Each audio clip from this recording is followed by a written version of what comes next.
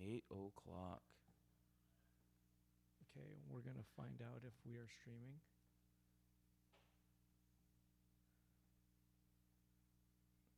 Yeah. Yeah, we're up. Yeah, looks like we're live with our little bit of delay. Yeah. But I think we are live. All right. Yes. Hey, Hi, Eric. Luke. Hey, Eric. How you doing, man? Good, man. Good? Good. Good. Yeah, maybe you want to scoot up just a little Yeah, bit. You are yeah. sitting relaxed way too far back in that chair. That's just the way I normally sit. Yeah, you're just man spreading like 3 feet from the table. I am. You know? I am. Yeah. Is that mine? No, this is yours right here. Turn Alrighty. Yeah, there we go. Okay. There we go. So it is. Episode 20 of Robot and the Bear podcast. Yes, it is. Yeah. And maybe we should start with our top 5. We should What start. do you think? Yeah. I'll let you start Why me? because because mine is a little bit elaborate. Oh, is it? Yeah. Oh, okay, so that means mine isn't elaborate. Well, I mean, like, I just know kidding. mine is elaborate. I've got like storytelling. Ooh, to awesome. do. Okay, let's hear the story. So, number one, I'm going to mention my number one's going to be the anticipation of San Diego Comic-Con. Woo. Which will next Tuesday. I'll be in San Diego starting to set up. So we're going to figure out a podcast schedule for you. But I do have our giant robot booth at the normal booth 1729. Same place as always. Nice. But on the back side, it's the Katsuya Terada booth. Whoa. Yeah. So we're hosting Katsuya Terada's Comic-Con booth. Don't you usually have someone else on the behind you? That was Ken Taya from Enfu, and he retired. Oh, really? Or retired from Comic-Cons and doing his own artwork under his name. He works at a video game company and is pouring his heart and soul into that. Oh, nice. And decided that so last year, evidently, I noticed he was having this rad sell-off. Like, things were really cheap. He made lucky bags, and he stuffed them, and some were like $300 worth of stuff, all for like, I forgot, it's like $20 or something, some small amount. Oh. And I didn't realize the whole time he was liquidating. He was getting rid of everything, and I didn't know. Wow. I was just like, oh, he's just having a sale and making money. Right. And in the end, no, he was trying to get rid of everything, and he did. And then I found out like a month later, he said, hey, dude, I'm not coming back. Like, this is it for me. So did you own that entire, like... Or I own that shit. So the booth is actually mine, so I can do what I want. And we decided, let's, on the back side of it, let's put Katsuya Terada's booth. Let's make a booth. So he'll be here, and he's going to be signing books, and maybe we'll be selling drawings. We will have shirts, prints, and stuff, man, new stuff. Nice. Yes, nice. I've been working on that slowly behind the scenes, just a little. I mean, not too much, but just a little to get it done. And so here it is. We'll see how it goes. And it's like, GR is going to be 2/3, and he'll have the back 1/3. It's kind of like that. Right. Yeah. Wait, Well, so you're expanding your section will feel a little bit more expanded. Just a this year. little, just a few feet bigger, and then just a few feet deeper. It's always been kind of crazy, like being in the it's back okay. there. It's okay. It's kind of fun though. We like it like that. Okay. That's how we go. Cool. Yeah, it's like same as Giant Robot 2. Gallery's all big. Back room is a little bit crazy. Yeah. The bathroom's a little bit punk rock. All that stuff. It's like a fucking bar. Yeah, man. It's like a punk rock bar, man. 16 years. What are you gonna do? Okay, number 2. We have the Super Annie show. I'm not even sure what Annie means. ANI, Super Annie, but it's the management and kind of brand for Kim Jong-gi in the United States. But it's not just Kim Jong-gi. It's Kim Jong-gi and other artists. Some who are really big, actually. And they're going to be doing a group show here. And that begins on Sunday from 3 to 7. And there's going to be some live... Wait, it's not starting on Saturday? Not on Saturday, because Saturday, that's the next thing. Saturday.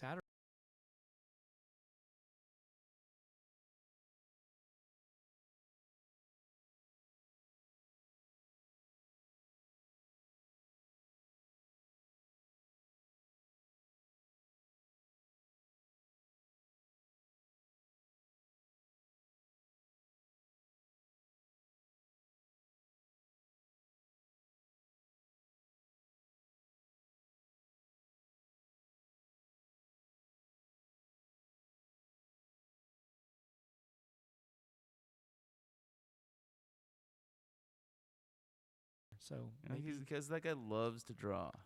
he will just be jealous watching other people draw, without a doubt. Yeah. And if other people are drawing, he's going to find a place and just sit down and draw by himself outside, you know? Right. Or he'll watch, but then he's going to want to draw. No. Yeah. So anyway, because that's on Sunday, I actually fit in a game night on Saturday. And game night, we haven't done that in a while. And it's a game called Everyone Has a Butt Game or something like that. And I noticed there's a lot of rainbows and stuff. So it seems like a queer-centric or queer-friendly game. Okay. And but it has something to do with butts. So I don't know what it is. And it's interesting. I think it's called something like Everyone Has a Butt Game or something like that. Well, it's the basic truth. Yeah. You know. Yeah. I'm not sure if butt game is a word there, like meant to be, or is it just everyone has a butt? That is a video game, thing. Or is it everyone has a butt game? Like, do you have a butt game, Luke? No, I have a complete lack of ass. I'm like my butt is completely lacking. It's kind of a sad thing. Yeah, I mean, we can exercise this and make it more muscular and shapely, but I don't want to. I'm good. That can be done evidently. Yes. There are classes like there's workouts for workouts, right? Yep. Tone that ass. There are butt workouts. Yes. Yeah.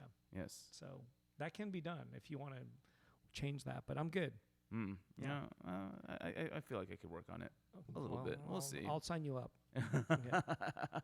So anyway, game night Saturday, art show Sunday. Please come 3 to 7 on Sunday. So it's like an earlier. You can still go to dinner after. Yeah. All the world's a stage, man. You can do stuff. Yeah. And we're not competing against another art show. You could get in line for fucking Sujita and then come here, check out the show. Yeah, I don't know how crowded it's going to be because there's people asking, is Kim Jong-gi going to be here? And that's already being asked. So I don't know. We'll see how it goes. I know Tirada will be here because he's staying at my house. He will be here. Is he not there now? Tirada is in town. Oh. Yep. He's eating pizza somewhere, evidently. I just got a text a few minutes ago, and I was like, I didn't know he was here. So I hope the pizza's nonetheless, that's what's going on.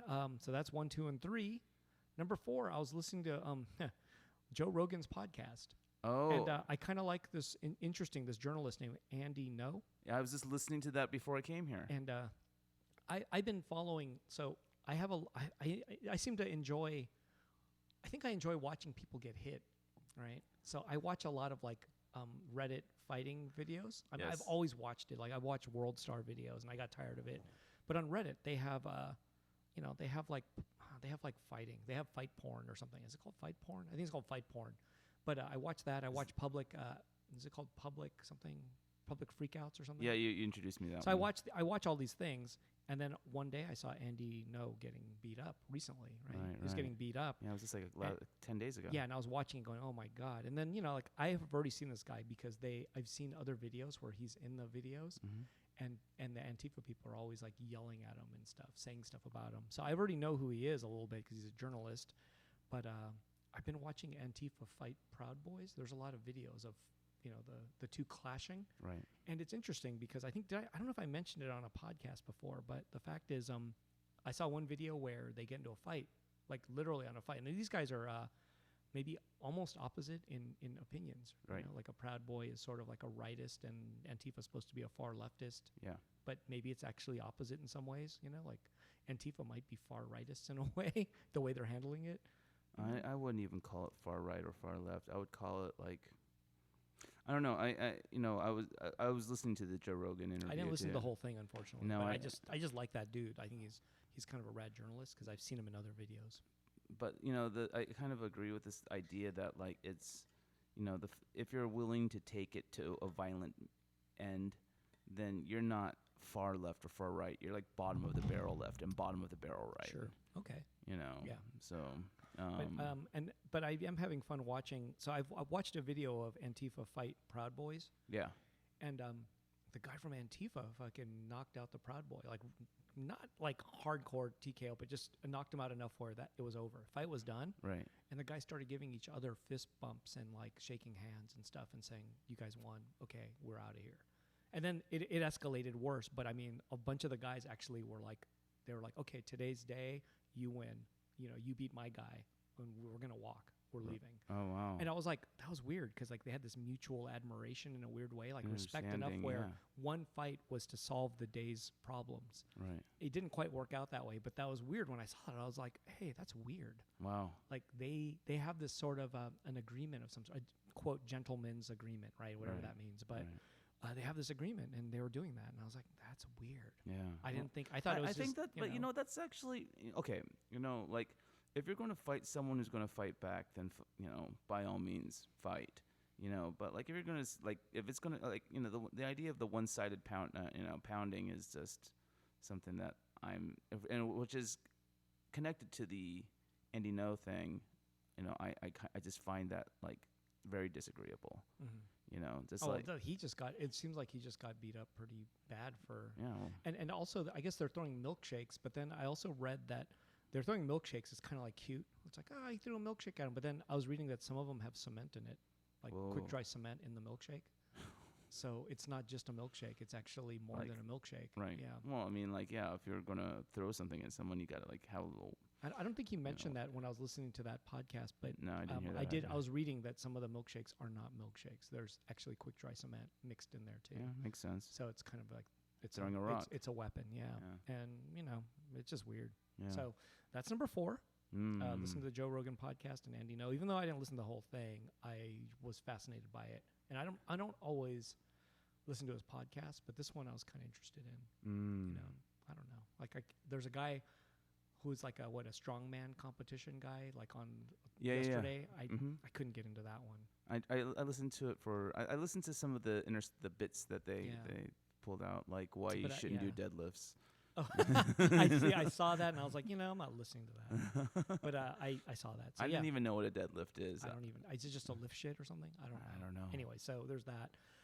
And then number 5, I wanted to talk about the article that came out in the Columbia Journalism Review. I saw that. It was called How Magazines Made Asian America. I mean, that title is gnarly, right? Congratulations on being, included in the article. How Magazines Made Asian America.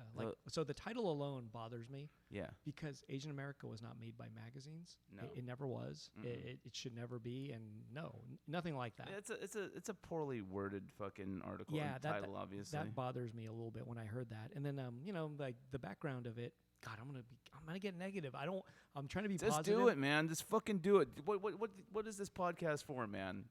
It's for gentlemanly discourse, my friend. Yes. And then I have already took that idea and shat on it many times over. Okay, for those, it's funny. Some of the people that come here don't know that before Giant Robot Gallery and Art, there was a magazine called Giant Robot that featured Asian American shit, Asian shit, and art, right? That's really what it ended up being. It hasn't been that long, man. It's like 10 years, dude, or 9. 9 years. 9 years. That's a long time. Actually, it hasn't even been 9 years because I haven't been. 8 years? It's been 8 years. 8 years, long time. That's already for a generation of kids that went to art school from high school to now they're out in the field. Yeah, but you know what? They've never seen it. They're like, there's a magazine? And these are people like, let's say every kid at Art Center right now, they don't know what Giant Robot magazine is. They don't know. If you're a fucking 18-year-old, what if you're 22? Minus 8, you're 14. You're right. Okay, yeah. Well, it's the same. Well, okay. Children. Okay, man. okay, yeah, children. So they didn't see it. And then did 18-year-olds buy magazines in 2010? Maybe not. 18-year-olds, no. Depends. Like if they went to Tower Records or fucking, It was near it was already closed then, wasn't it? I think it might have been gone. No, Didn't Tower Records close? A lot of them dust. Yeah, they bit the dust, man. I think Tower bit the dust before we bit the dust. Oh. I think so. Anyway, so nonetheless, an article came out, and Columbia Journalism Review, from what I understand, is kind of an important magazine. Like, that's for real, Mm-hmm. That's not like getting into some kind of like temporary thing. This is like a actual... That's academia. Kind of academia, yeah. And there was an article that encompasses Asian American magazines, like technically the history of it. But I do know the history of the the person who wrote the article. I'm going to assume they're a lot younger. I didn't research them, but they're a lot younger. Mm-hmm. I'm going to guess that person's maybe 30. Okay. That person, from what I understand, didn't see Giant Robot until they ordered it for the purpose of writing this article.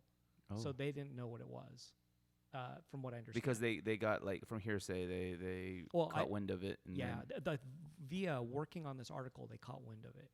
And then went, I got to research this because everyone said, hey, look at Giant Robot. Right. And so we were actually the last. I was, and then Martin, the co-editor, ex-co-editor, whatnot. Mm-hmm. We were the last, evidently, last two people she spoke to about the magazine. So I'm like, and I remember the first question I asked her when we had an interview, which went like 45 minutes. The first thing I asked was, "Why are you calling us last? Like, why are we last? Like, why am I last? Right. Like, shouldn't we been first? Like, we're the place you start. You know, you don't end here. I mean, you can end here, but I mean." Really, you should have known about us first. You shouldn't be finding out about us last, and like, you know. Right. Anyways, that was. And what they say? She just didn't know. She said she was told by a lot of journalists that she spoke with, who worked for other magazines, that they should talk to Giant Robot. So it was cool that we were told, like, but that article to me still seemed very East Coast centric. Right. Well, I mean, like, I thumbed through it because I saw you post about it. Yeah. And like they were featured. It seemed like they were talking about like magazines. Like there was a magazine called A. Oh, A was our East. That was one of the reasons why Giant Robot started. Was the A magazine came out and I didn't like it. As a response to A. I don't want to say just response to A, because there was other magazines that I also there was like other one. I think Trans-Pacific. I hated that, and Yolk magazine. I hated that. There was like was there a banana? So magazine? Banana's newer, and that comes out once a year, and it's by two Asian American women in New York. Okay. And it comes out once a year, and I think they've had 3 issues so far. Oh. But they were kind of, it's once a year. It's a beautiful magazine, but it's not very often. Oh. Yeah. So it's not like they're going for it, making 6 issues a year. It's 1 a year. So, but it is nice. I actually met with them in New York. They didn't really know Giant Robot at all. So again, so it's interesting. But then I felt like the article was very East Coast centric. Sure. And it gave a lot of ink to Banana Magazine. Yeah. It's cool. I'm glad because they're like around and doing it. Yeah. But dude, we've did 68 issues for 16 years, and yeah. I felt like we were we were written about in a very short manner, in a decently. It's not long, but I felt like the other magazines that we outlasted, and in my opinion, we beat. Yeah. Got a lot more ink for the most part. Yeah. I only read this. I only focused on the sections that you were featured in. Oh, you know. okay. So. But it was. it was interesting because she kind of hit the nail on the head about what Giant Robot was. Like, whereas so many other magazines were kind of focused on identifying and illustrating this idea of Asian American culture. Yeah, but it's successful Asian American culture. Sure, it's successful. Yeah. like right. Being successful was like the key, And your magazine kind of had being a loser. Had a devil may care attitude about like Yeah. like fuck, I'm Asian. I could fucking listen to fucking K-pop and I could listen to punk rock. It doesn't fucking matter. Yep. I could do fucking articles on fucking being Asian in fucking county jails to fucking being a fucking Kogal fucking prostitute. But the whole thing was possibly too that they the other magazines, man, they focused on things that you said it once on this podcast, or maybe you said it in real life. I'm not sure. Both are the same, I guess. But you basically said something about celebrating mediocrity, and that sucks.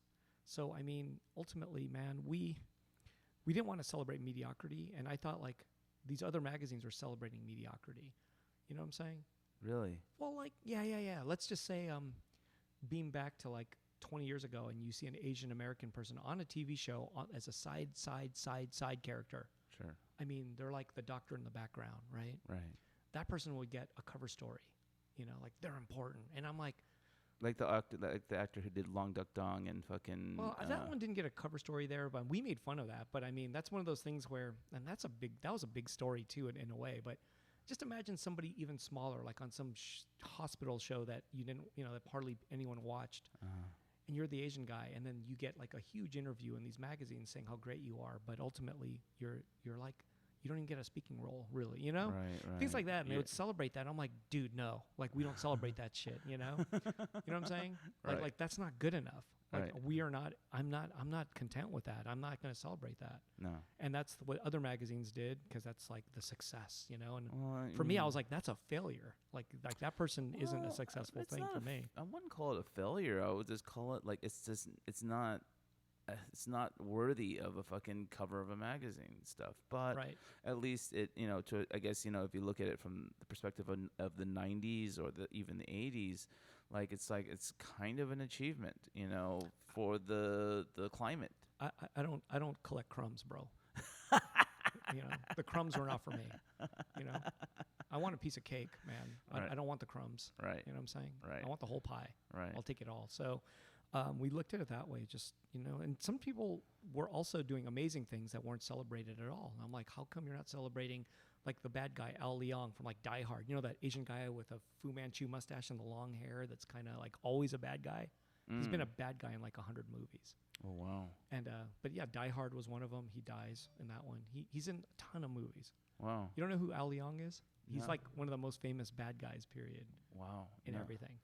And so, Like the first Die Hard movie? yeah, he was in that. He always has a gun. He always ends up getting fucked up. Yeah, You know? that guy. That guy is a superhero. Like, he's amazing. Yeah. So actually, I had to track him down, and I actually got to interview him in person and did a long interview with him. And I'm like, dude, you're a hero to me. Like, you know, you've got your thing you do. You've done it amazing. You're the greatest bad guy on the planet, right? Right. And no, we had a fun interview. But that's an example. It's like, I'm going to push that guy up because he's, you know, he's like, he's not looking for fame. He's looking to be the bad guy, you know, Right. always. So Or is that's he? an example. Was he? He's always a bad guy. No, but was that his goal? I think so. He was good with it. He was totally good with it. And I asked him, did you ever play in B movies? And he goes, what's a B movie? And I'm like, well, most of the shit you're in, but but then he was like, you mean like we go to the, you know, we're like doing some kind of like, you know, we're like, the story is like, yeah, we're doing something like in an office. All of a sudden the girl takes off her top and then stuff happens. And I'm like, yeah, not porno, but I mean, I was like, yeah, like that. He goes, oh yeah, I'll do that stuff. Like, he didn't hesitate, you know. Like, Right. he goes, somehow the girl's shirt comes off. You mean those movies? He's I'm like, he's yeah. just he's a working actor. Yeah, but you know, and he understands that being the bad guy is cool. Like, he was good with that. He doesn't want to be the handsome lead actor. He wants to be the bad guy. He Okay. kept that long hair and that Fu Manchu mustache on purpose, you know. Ah, He so didn't- he looked like that. Oh yeah, man. That's every day. That's him. You know, he's him. Dude. Yeah, Is he in L.A.? yeah. Oh, I hope he's doing okay. I remember he got kind of ill, like he had an illness, but I hope he's okay. that's yeah. Yeah. Hope so And there's too. the other dude. Is it Gerald Okamura, the other bad guy? Always plays a bad guy. And I think Jerome Liu made a toy with him or something of him, as did Mark Nagata. I think they're like releasing some kind of toy of him. Oh, that's awesome. But these guys are, you know, it's like these are the heroes in my opinion. Like these guys persevered through every era of like cinema. They're Asian American faces. But they don't get celebrated, right? But I was like, dude, we're the underdogs. Giant Robot's the underdog magazine. We'll celebrate those guys. Same with the artists that were underground or, you know, up and coming and all that stuff. Right. It's kind of what we were into. So Yeah. I don't know. Anyways, the article came out. Back to that, and I don't know. I have mixed feelings about it, but I'm glad we were included. I kind of wish it was longer. Like I read the whole thing and I was like, okay. Yeah. Like I really was thinking I wanted more out of that. Yeah. Well, So I that mean, means maybe somebody, if they care, will do it because there's a lot to be said there, and I think I thought very little was said there. I thought the article was kind of hard to read because I just didn't know most of the references that they were making. Like I yeah. never read a magazine. I never looked at you Yeah. know any of these other like you know Asian American magazines. Probably because I just didn't identify with anything that they had in the cover. Yeah, for me to be good at making a magazine, my opinion was to go back and study all of those magazines. So Right. actually, I went and took time and went to UCLA, like they have an Asian American library, and I spent the day just looking through all of the other magazines before Giant Robot that were Asian American centric, Right. and I was like tripping out on that stuff. So I went all the way back to the 60s and was looking at magazines, 60s, 70s, yeah, 60s, 70s, and yeah, I kind of know a lot about Asian American magazines. But then ultimately for Giant Robot magazine, I mean, I was more into like National Geographic and like skateboard magazines, and like my influence wasn't from other Asian Americans. That's just what not to do. Right. Our whole thing was just be as good as National Geographic. I mean, that's, you know, like I want to be an urban Asian American National Geographic. That's cool. It's too bad you just didn't have crazy maps fucking inside this fucking like you know in those Yeah. issues. But you know what I'm saying? That was the influence was more something more rad than, you know, than doing, looking at other Asian American magazines and calling that like the grail. You know, the grail for me was to be as good as these other magazines out there. Right. Yeah. right. You know, Yeah. and it wasn't like copy, I don't know, like copy these other, I don't know. It was just to do like, National Geographic was always my favorite. Rad photos and rad and more rad. Wow. I liked it. Nice. Yeah. Well, congratulations on that. I guess, but I still want more. Yeah, I Wasn't enough. agree. It just It's a subset of a subset, man. I don't even know who cares to read that really, but it also, I I mean, don't like know. it also kind of made your magazine sound like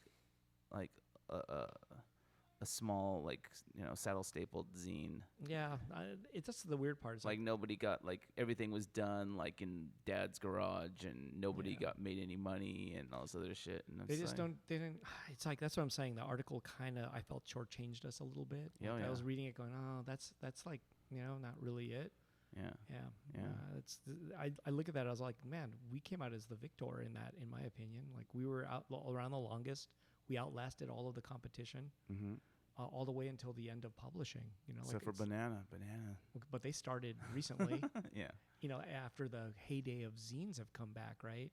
Have you Basically, have you seen their mag? Oh yeah, I've sold it in the store.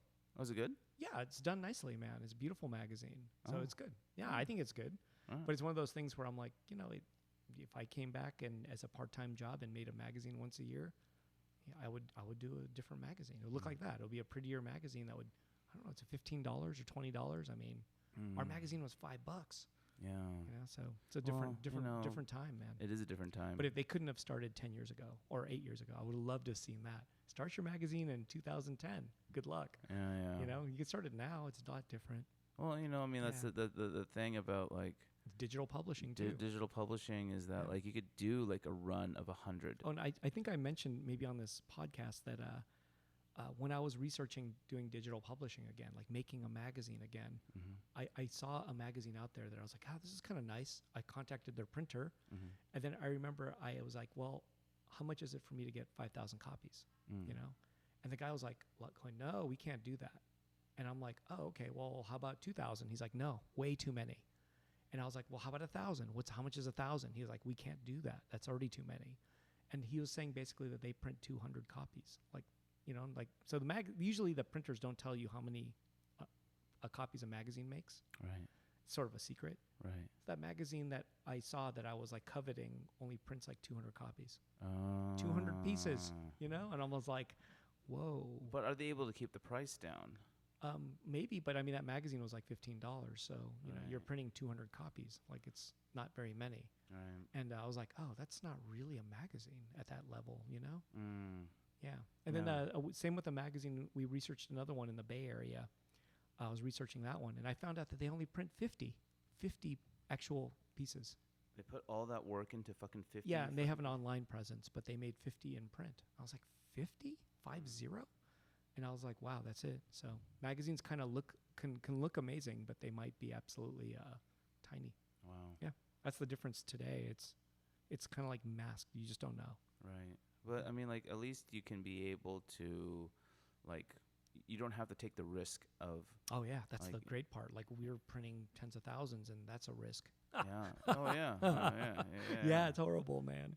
Well, you know what though? I mean, I don't know. I mean, like, it depends on, like, if you create, like, like a zine or publish some kind of whatever magazine with content that is essentially timeless. You can be able to, like, still sell that thing. Like a decade, 2 decades, down the line. Maybe. I hope so. I don't know. Yeah. Depends on. Yeah, it just depends. Depends. And but. Oh. Yeah. Anyway, so that article came out. I hope someone out there does something more, because I just feel like that's not enough. Like, I just feel like there's more to be said, and there's more facets to the story than this. And Yeah. if this is it, then I'm kind of disappointed. Like, I wish there was more. Oh, yeah, obviously. I Like, mean, someone could make a book. I could see it. Someone could do that. I don't know if anyone cares enough, though. Like, maybe an academic press would do it, but that's, I don't know. That's for somebody who's really into it. I just don't know who that is. Maybe there is no one. Right. It's not me, so. I don't know. Yeah, I mean, like, It's a the magazine. thing is that, like, the type of people who are writing these kind of articles are getting younger and younger and younger. Yeah, you sure. know? That's what I'm saying. It's, So, like, Yeah. it's I mean, I think it would be great if, I mean, like, because, like, just that entire, like, thing, that entire world of, publishing and Asian American lifestyle and stuff like that is you know, I still think it's something that like, because Asian Americans in general are kind of like taught to like kind of in that stereotypical keep to yourself kind of like attitude. Um, the struggles or whatever of being Asian American is like it's just not something that is illuminated. Yeah. And it's these magazines that like have done who try their best to kind of shine a light into it. And Yeah. so it should, I think it could be an interesting thing to study, and Yeah. it could be a good thing to kind of help like kind of recognize like, hey, people have been trying to kind of write about all this shit, and here it is. Yeah. Talk to Eric Nakamura. I did. I as I reposted it on Facebook and stuff, I did get a lot of nice comments. I wish I wanted to hear more comments about the article, like if the article was good or did it fail or whatever. I got very little. Most everything was gushing about like they're doing giant robot stories. Like when I first found it, and I was like touched by that. But Yeah. I kind of wanted to hear about what did that article make them think? I mean, ultimately, everyone was just doing giant robot stories, which is really as a person who that was really nice. who skimmed through the entire goddamn thing, I will say like it didn't say much to me. Yeah, maybe that's what it And is. it's probably, and maybe it's because of the fact that like I'm friends with you, Right. and I was a avid reader of the magazine, so like if it didn't have anything to do with fucking giant robot, then I just didn't give a shit, Yeah. Okay. So Yeah, maybe there's that, and that's kind of maybe that's the best sign of all. You know what I'm saying? Like that was because everyone else there was overlap on all these other magazines, and ours kind of didn't overlap too much with those other magazines. right. We were sort of like on our own. We created our own island. I in a way, think the maybe there's writer that. did a great job of pointing out that like these other magazines were like showcasing, like this like stereotypical idea of what an Asian American magazine would be about, Right. and yours was was completely on the other end. Yeah, it was. know. It was like they some of them. One was called what? The Generation. Oh my Generation. God, that was- Generation Next or something. Generations. Yeah, and Yeah. like if I were to come up with we were the opposite. We were the degenerations, like the opposite. Like we were the degenerates. Yeah. But it's like, but one of the comments I got today on Facebook was a person who said she was, she was Middle Eastern or something, Middle Right. Eastern American or something. I read that. And I was like, I didn't even know that. And she wrote for Giant Robot about things. And she actually did some writing for it. And I was like, I never knew. I thought she was just white. I had no idea. Like it didn't, like color didn't occur to me. Like it didn't matter. Right. I don't even know. I read that comment. Yeah, but that's late what I'm last saying. night, It's like yeah. it appealed to a lot of different people, and maybe Well, that's yeah, kinda cool. I mean that's another thing about the fucking magazine. I mean, like, yeah, there was an Asian American bend to it, but it wasn't exclusively Asian American. You Right. did like you featured like Latino stuff. You'd feature like Middle Eastern stuff. Sure. And Oh yeah. Because just- everything was, we wanted to feature things that were rad, right, not mediocre. right, yeah, Yeah, rad stuff. So there was rad shit that was Mexican. Fuck it. yeah, Yes, yeah. worth it. Yep. All the time. So So, yeah, all yeah. day. Yeah. Anyway, yeah. that But- was number 5 on my top 5. Whoop, whoop. Wow, what a conversation it became. Yeah. Well, Thank you. Here we go. Luke Chu, your turn. Luke Chu, top 5 of the week. I've got to start it off with the thing that ended up consuming most of my weekend, Anime Expo. Wow. I didn't even go. Oh, you Wow. didn't miss much. How do you get a ticket? They're getting expensive. Oh yeah, I know. Well, I had a couple of different people reach out to offer me, Oh, but good. the people who gave me my pass were on my number 2. But before I jump to my number 2, Okay. I've got to just say, like, I've been to plenty of cons. I've been going to fucking San Diego, not nearly as long as you, but like for at least like fucking 15 years now. And I've gone to New York Comic Con. I've gone to small cons, I've gone to big cons, and nothing is nearly as insane as fucking Anime Love fucking Expo. Love it. It is in fucking sane. Like Awesome. I don't know how anything gets done there. It is fucking like this cosplay craziness everywhere you go, and like it not all of it is like hot and sexy and cool. Like there's a lot of saggy ass. There's a lot of fucking like there's obese. yeah. There's the fat ones, and then there's like it's just like whoa, like this is like what is going on here? Like what has happened? How many or hot? I mean, there's a handful of hot Okay, ones. good. Okay, you know, good. I mean, obviously, there's always gonna be like a good chunk of hot ones, but like it was just Anime like Expo. So was it rad? Like you liked it? You liked it, or did you not like it? you know, okay, I kind of like it because of the fact that I don't work it. Right. You know, I just can walk around like as an observer. Mm-hmm. You know, I get to sit back and just check things out. You know, I didn't spend fucking any money. Wow. Okay. You know, I didn't buy anything. I just kind of like just ended up looking around. What was the most counterculture thing you saw there? The anime? Anime? I don't know. I mean, like, was there anything like like in Japan? If you go, there's the whole doujinshi and there's like poo comics, right? Okay. Like what do they have? So this kind of goes into the number 2 of it, and that is the 18. Why do we keep bringing up the poo comic? I have to. I got to bring this to. I want to bring this to the podcast one day. Okay. Side story. When I was in Japan for my first trip to Japan, I went to a Mandarake bookstore, toy store. Oh no! And I just looked for what the most obscene fucking Japanese porn comic, aka a doujinshi, a hentai doujinshi. You know, not all the doujinshi are hentai, but like it's like a indie comic basically. Right. Yeah. And I found this one crazy comic. You saw the cover. Yeah. Yep. And I saw the cover, and it is just this absurd fucking like it's just the cover is nothing but like these beautifully colored fucking images. And I mean, like I will say, like whoever did the coloring did a beautiful job coloring it, because like they went in there, did the detail and shading and all this other shit of girls in gym clothes, fucking taking huge fucking dumps.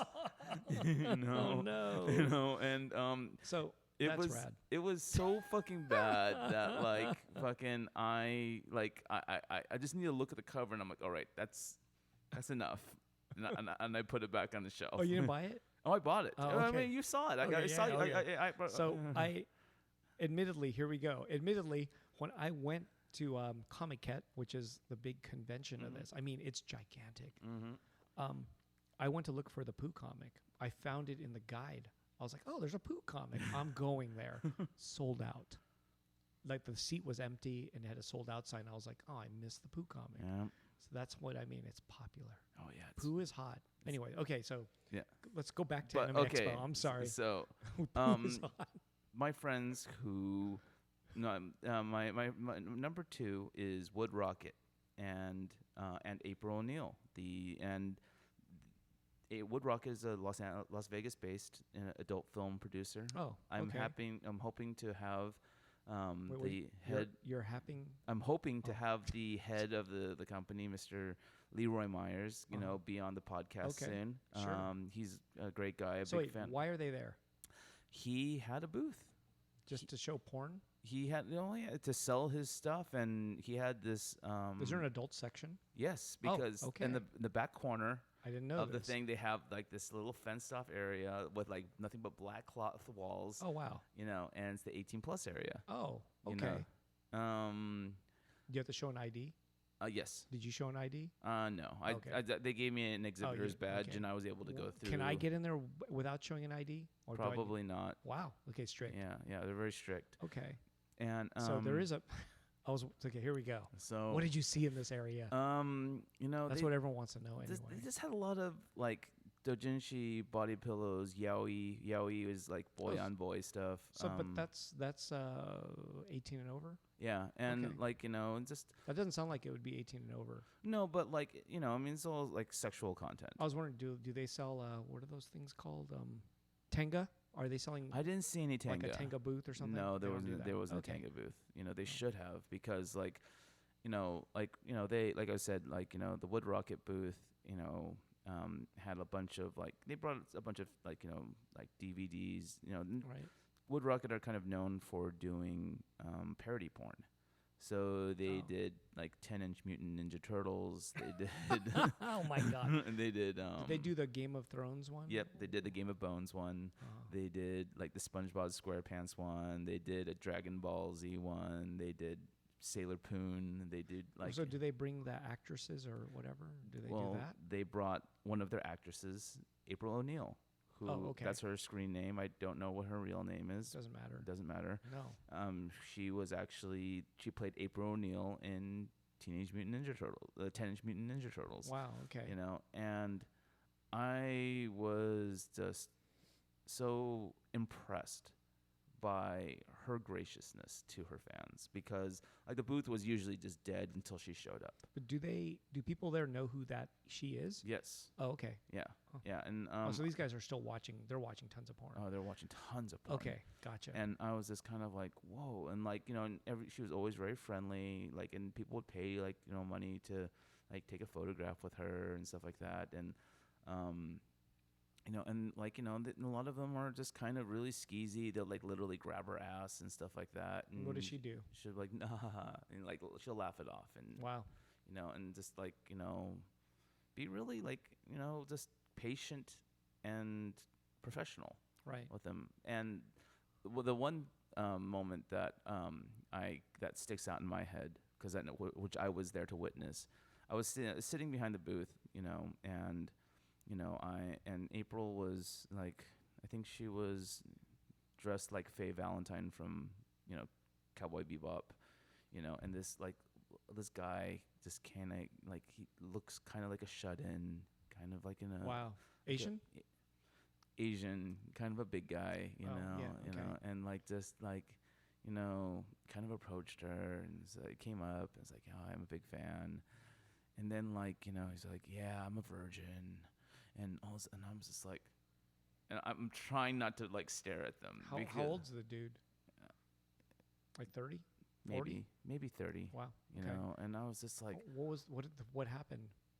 I just watched her just kind of be supportive, and oh, you could do it, blah blah blah, just it'll happen, and I was just Right. like, I wouldn't know what to do Yeah. in these kind of scenarios. But that's why she does what she does, I guess. Or, I don't know. You could do fucking porn and not fucking give it. Yeah. You could be a complete fucking jackass to the fucking This all fans. helps the brand, Yeah, I guess so. Yeah, I guess so, I yeah. was. I just April O'Neil, everybody. she's a champ. April O'Neil. Oh, Okay. April O'Neil. Yeah. She's a champ. Mm. Yeah, she's very nice. Does she live in Las Vegas? She lives in Los Angeles. Oh, Los Angeles. Mm-hmm. Everybody look her up. Yeah. Can we dox April O'Neil? What's her?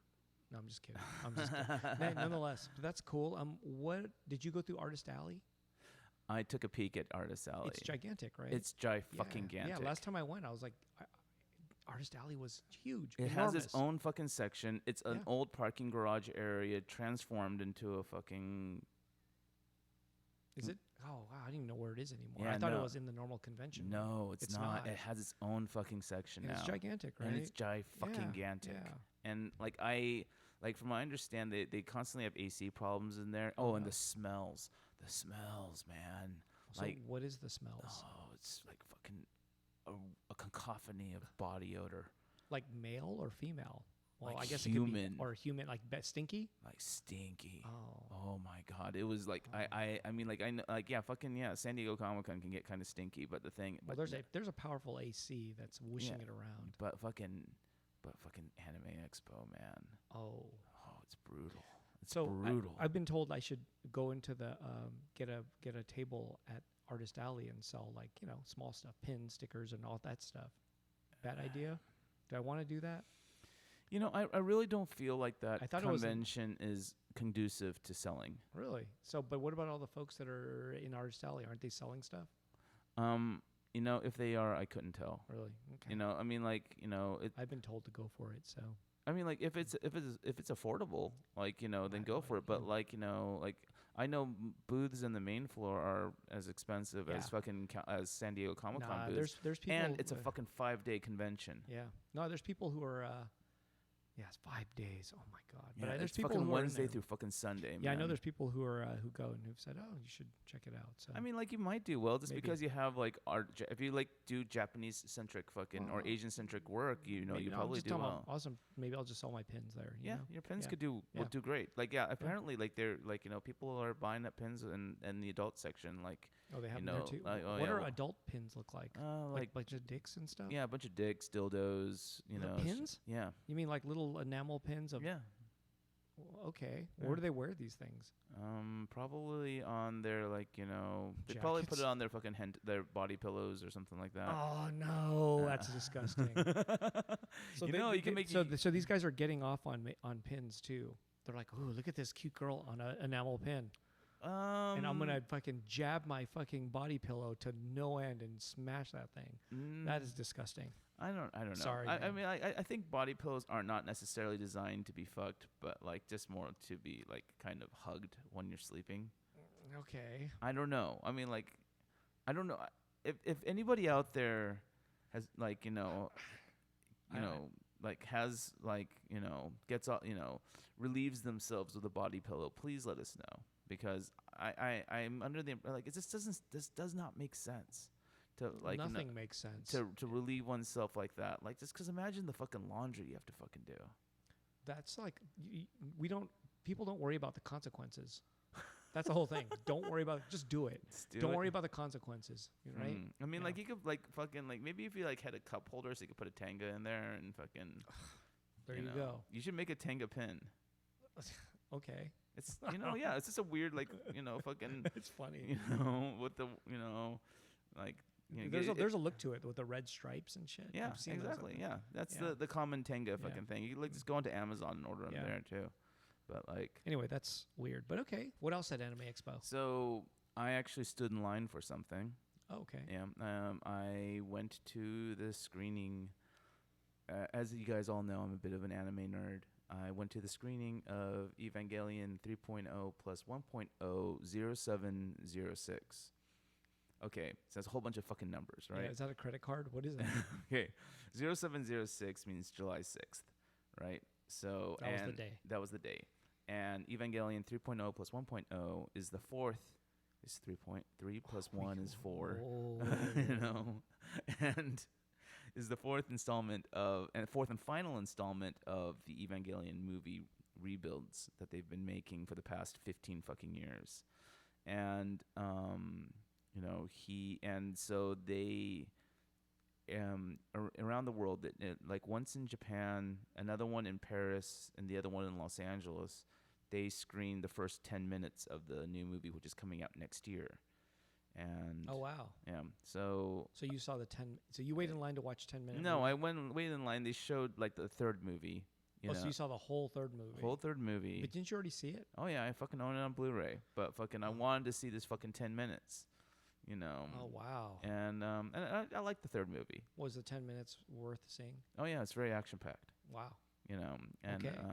so, and it features my favorite Evangelion pilot too, which is Mari. In case anyone out there knows what I'm talking about. And What color is she? She's the pink one. Okay. And That helps. I kind of understand from the colors. yes, Yeah. there's a red one, a yellow one, and a pink one. And Oh wait, isn't one where white? yeah, white. And she used to have like in the television series, she had a blue robot. Uh huh. Yeah, yeah. But like What about her? What's her name? Ray. Okay. Yeah, and she drives in the movie she does a yellow one. Pilots a yellow one. Oh, okay. Yeah. Gotcha. So, but like yeah. So I waited like half an hour in line, for that, and a lot of smells in that line too. Wow. It kind of made me self-conscious, but then I remembered that like I'm okay because I bathe regularly and I So don't. that means many don't. I think no, it's called like being like it's about having those apocrine glands. Yeah, but it sounds like there's a little. It's more than average there.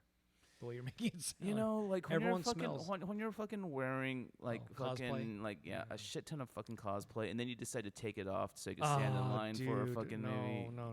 Yeah, like Yeah, it's gotcha. you know there's some brutal fucking shit that goes on, Right. you know, with your body. Oh, dude. You know, so I saw that, and you know, and I think you can sort of see like a phone cam version of it on YouTube if you look it up.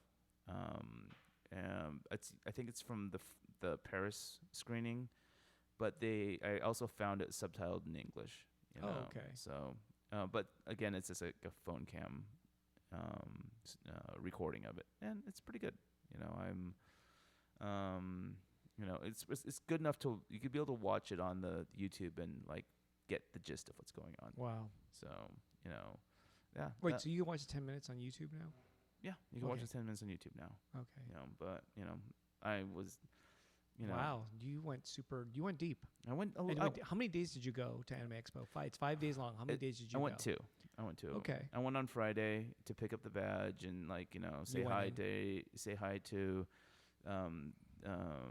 my friend Wood Rocket? Esther and Oh. from Wood Rocket and my friend Seth and you know, the Wood Rocket Alright. people, and then I found out Corey, aka Leroy Myers, was flying in on Saturday, so I went down and you know since You had he's to go like another day. and we had to say hi, and that was like almost a mistake because fucking I literally like first of all like you know we had earthquakes. Oh yeah, huh? Yeah, we had an earthquake on fucking Thursday, then we had an earthquake on fucking Friday night, you know, and here I am on a fucking stuck on a freeway overpass for 45 minutes, you know, trying to slowly creep out toward the convention center. You know, I don't Was know. it that bad? It was that Wait, fucking bad. But that's got nothing to do with the earthquake. It's just no, traffic. but like, you know, what So you you're know, supposed to take a train.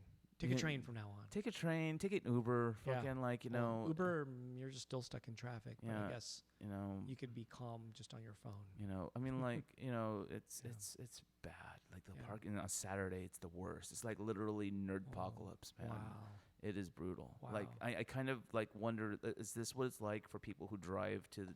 Because I've never driven to fucking SDCC and parked like, Yeah, it's, You it's a know. nightmare from what I understand. Yeah. I don't know though. but, yeah, you know. I mean, I can only imagine. I feel like they have a better system though for some reason because it's just more organized. I feel like Anime Expo might be less organized. yeah, Yeah, definitely. it's cool though. Well, I mean, like they block off the roads all around LA Live and you know the convention. You know how you could go in between the Yeah. you know, like Sure. actually that's not blocked off, but everything around is Around kind of it. blocked off. Mm. And like and then they pull out the $45 fucking parking fucking Yeah, thing. It's crazy. just like shit. Wow. If you're lucky, you could park in the convention center, and it's only $20. How much did you pay? $20? $20. Okay, you got away with that. Yeah, Awesome. I kept fucking looping around for about an hour, trying to fucking like you know. You're hoping for luck. Yeah, just hoping for Yeah. luck, you know. And then I was Mhm. right when I was on my last loop to fucking like going, you know what, this is not fucking worth it, you know. Yeah. Yeah, I ended up you know doing it. So, but yeah, I enjoy the spectacle of it, you know, like just to see like, oh my god, I Yeah. can't believe how hardcore these people I are. want to go next year, man. I haven't been in a few years. The last time I went, a few years ago, that day, or I don't know when I got it, but I got hand, foot, and mouth. You know, that's a hand, foot, mouth disease, Oh jeez. and it manifested when I was there. So I left right away when I started noticing something was wrong, and I got out of there. But that means maybe I had it a day before, and it just started happening while I was Right. at Anime Expo. 24-hour gestation. Is that true? I don't I know. don't know. But yeah, it started happening while I was there. I was feeling, I'm like, oh shit, I'm starting to like feel bad. Oh, And it was getting worse and worse. And I took a train there. So I was like, okay, I'm getting out of here right now and I'm going to go take a train home. right. Then I went to the hospital. But I didn't know what it was though. Wow. So, but the whole thing was, yeah, that's the last time I went. It's been years and I want to go back. You should. Yeah, We'll go. okay. We'll go next year Maybe I'll get a stinky booth at this, or a stinky table at the at the Artist Alley. artist alley. You know what? Yeah. I almost kind of recommend that you go first just to see. Like, No, go I want to go to hell. I want to go to hell. I'm ready. You're ready. Put me into hell. You know, I want to go to hell. You know? Yeah. Yeah. Yeah. Well, Am I going to be the oldest person with a table there though? No. You sure? Or am I going to look like the oldest person with a table? No. Okay. I don't think so. Because I I should No, play it up. you're a professional. But I want to play it up. I want to become like Hentai Oji-san or something. That'll be the name of my table. Hentai Oji-san. We could cosplay you and Come down we to could- Hentai Oji-san, the greatest store on earth. You should create that banner. Yeah, Hentai Oji-san. Oji-san. But you might get stuck in the 18+ booth. Oh, I don't want to do that. You don't want to do that. Yeah, Yeah. it costs too much money to fucking have a booth fuck in that. there. But Yeah. cool, Anime Yeah. Expo, awesome. Anime Expo. Is So that number that 2? was my 3. Oh, number 3. Yeah. threes. Wow. Number 4 was Stranger Things 3. Oh, I'm not done with that yet. Oh, I'm about 6 episodes in. I finished it last night, and Yeah. I'm not going to say any spoilers, but man, I got the feels. Fun stuff though, right?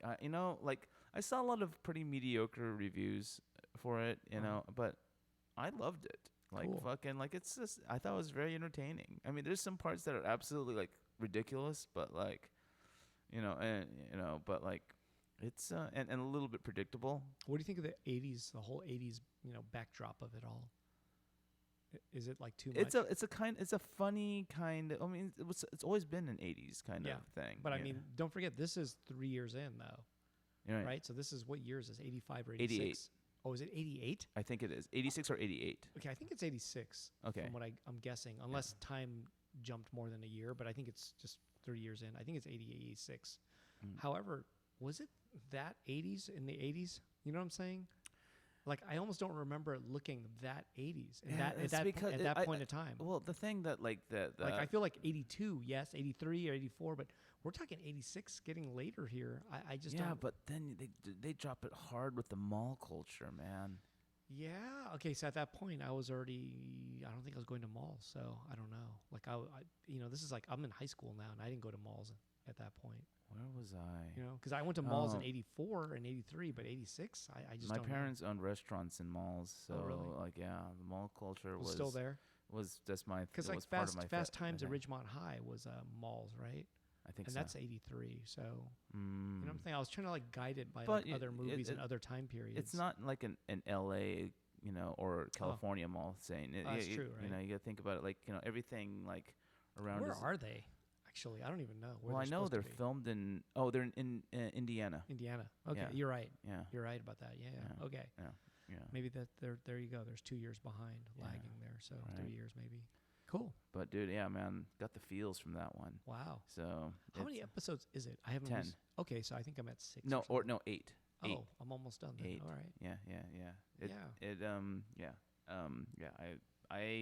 I liked it, and I don't know. I don't think that like I don't know what kind of things people were expecting from it. Well, I don't know either, but it's so far fun. Yeah. And that dude with no front teeth. Do you think he wants front teeth in real life? Like, what's up with that?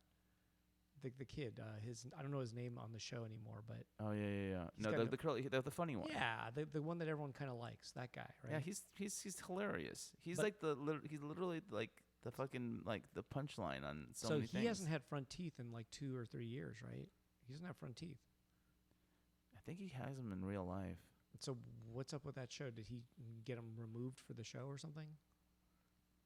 He doesn't have front teeth. I'm pretty sure. I think he does. I don't think so, it just looks like he doesn't have. Like he kind of talks with this weird lisp, Yeah. and 'Cause I think he didn't have front teeth. because I watched fucking that fucking whatchamacallit. Does that guy have front teeth? Come on, anybody listening? All few of you are. Does that dude? Are have there a front couple teeth? people listening? Yeah. Oh, nice. Yeah. I don't know. I mean, like I watched that one. Nobody's saying shit though. The fuckers. I watched that. I watched that fucking. Oh, you guys are the best. The episode where fucking where like he and the African American kid were eating super hot chicken wings. Like the Hot Ones show, and it looked like he had teeth in there. Really? And there, maybe they. I don't know. I don't know, but like, yeah, they all look so much fucking older. Yeah. They look so much older. That's the point where they age really quickly. Yeah, you know? fucking weeds. It's Yeah. fucking it happens. Have you seen it like with? I mean, yeah, of course you've seen it, Yeah. But like people that and like their kids, and suddenly like their kids are taller than their fucking parents. And you're Yeah. like, holy fucking shit. I think there's the growth spurt thing is for real, right? Yeah. I think my cousin was shooting a film, like an indie film that he made. Mm-hmm. And I think he shot it one summer, and one of the persons was his cousin, niece. And in that 1 month of shooting, she grew 2 inches. Like you could see it in the movie that they shoot it real time, like not real time. Sorry, they shoot it in sequence. Yeah. But you could tell she grows in that movie, and they said that she actually grew 2 inches in that 1 month or month and a half or something. Jesus. She actually did grow. Yeah. Like so they were like, oh shit, she's actually. You can see it. Yeah. Crazy, right? Yeah. Yeah. So no, growth spurts are real. And those kids are definitely at a time when that shit's gonna move fast. Right. Well, I mean, like the Mike, the kid with the weird bowl cut, not the one who got captured into the upside down all the time. Right. You know, like he used to be so like cute and I know. Now he's taller than the mom character. Yeah. You know, I'm just like Jesus. Yep. And then meanwhile, everyone kind of stays the same, right? Winona Ryder looks like. Yeah. Well, Winona Ryder, like, they I think they did something, to make her look kind of old and really. Yeah. Well, I don't know what she looks like now, but yeah. I saw and like she's still doing all the funny faces. It just seems like that's nonstop. She did the she did a Wired fill instant fill kind of thing with the sheriff dude, and she still looks good. Cool. She's Winona Ryder. Awesome. She'll always kind of like have a spot in the heart of people like me, from who grew up in that era. Me too. Yeah. Yeah, I know. Winona Ryder's amazing. Yeah. Even if she steals shit, I find that kind of attractive. Yeah. So she's a bad girl. Steal stuff. Go for it. I welcome you. Do it. Why not? Come here. Just steal something. Do fucking hardcore opiates and steal shit.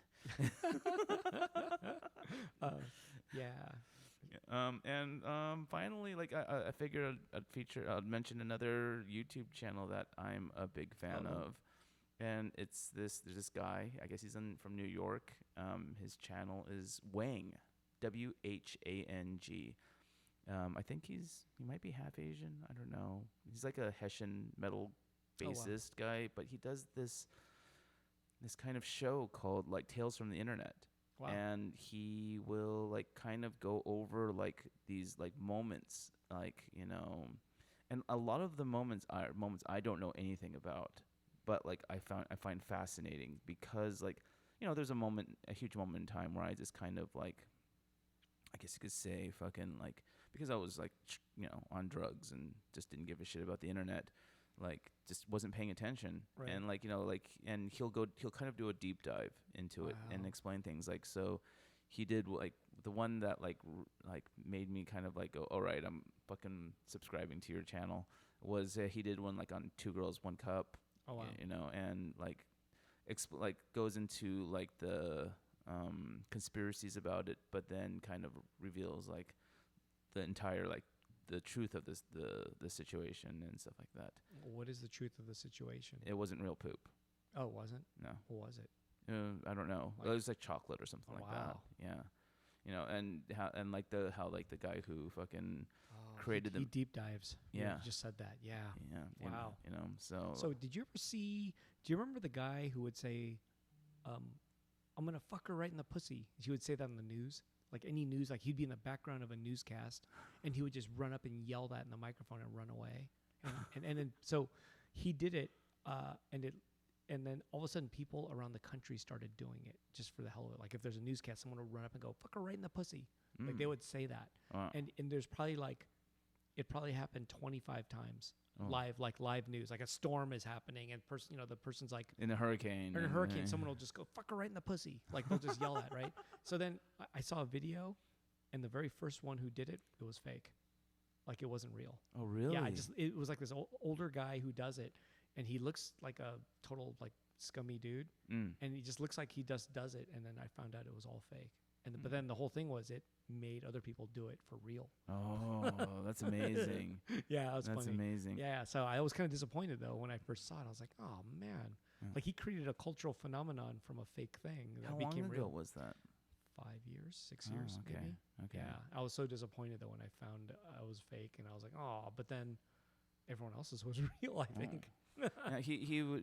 The guy also like did like ones on like that weird like Max. You remember like have you seen the articles on the guy who like hijacked like a Chicago like television, broadcasting signal, Oh and yeah, long the time ago. Yeah. Max Headroom one. Sure. He did one on Yeah. that one. Wow. He did one on like Oh, this is cool. What's his name? What's his name? Whang, Whang. And he's not Asian. He might Oh, be he might be a half. half. Okay. Yeah, he might be half. Okay. And he's in like in a metal band, but like, Cool. and he he does like, and then he does these weird ones on like Resident Evil, like Oh. the video game. Wow. Like he's just like, who are the actors who? Because like I think in the very first or second Resident Evil, they had like cut scenes where they had live actors, Oh wow. and like and they all used monikers, and they tries to find out who these people are, Wow. or the missing Resident Evil 1.5, like So Whang, Whang. Whang. Yeah. Everyone check that out. Yeah. That sounds kind of cool. He Okay, is. wait, and we got one question. Stavi, who always listens to us, thank you, Stavi. I think he's in another country. Mm. Anyways, he asks, did you mention Drake flirting with the 11 actress? Did that happen? I don't even know. I didn't even know that either. That's some fucking like, who's that one guy who got arrested in New York this week? The billionaire. Oh man, what is That's his like name? that kind of I'm shit. so confused with these guys' names, but that dude had an airplane called the Lolita Express, Yeah. and like Trump, Bill Clinton, Yeah. tons of like. Dude, well, fucking even Trump knew it. He made a comment on fucking on camera saying, yeah, the guy likes fucking It's beautiful getting- women. It's getting worse every day. even on the though. young Like, side. Oh yeah. Some are like saying that they're raped by him, and I forgot his name.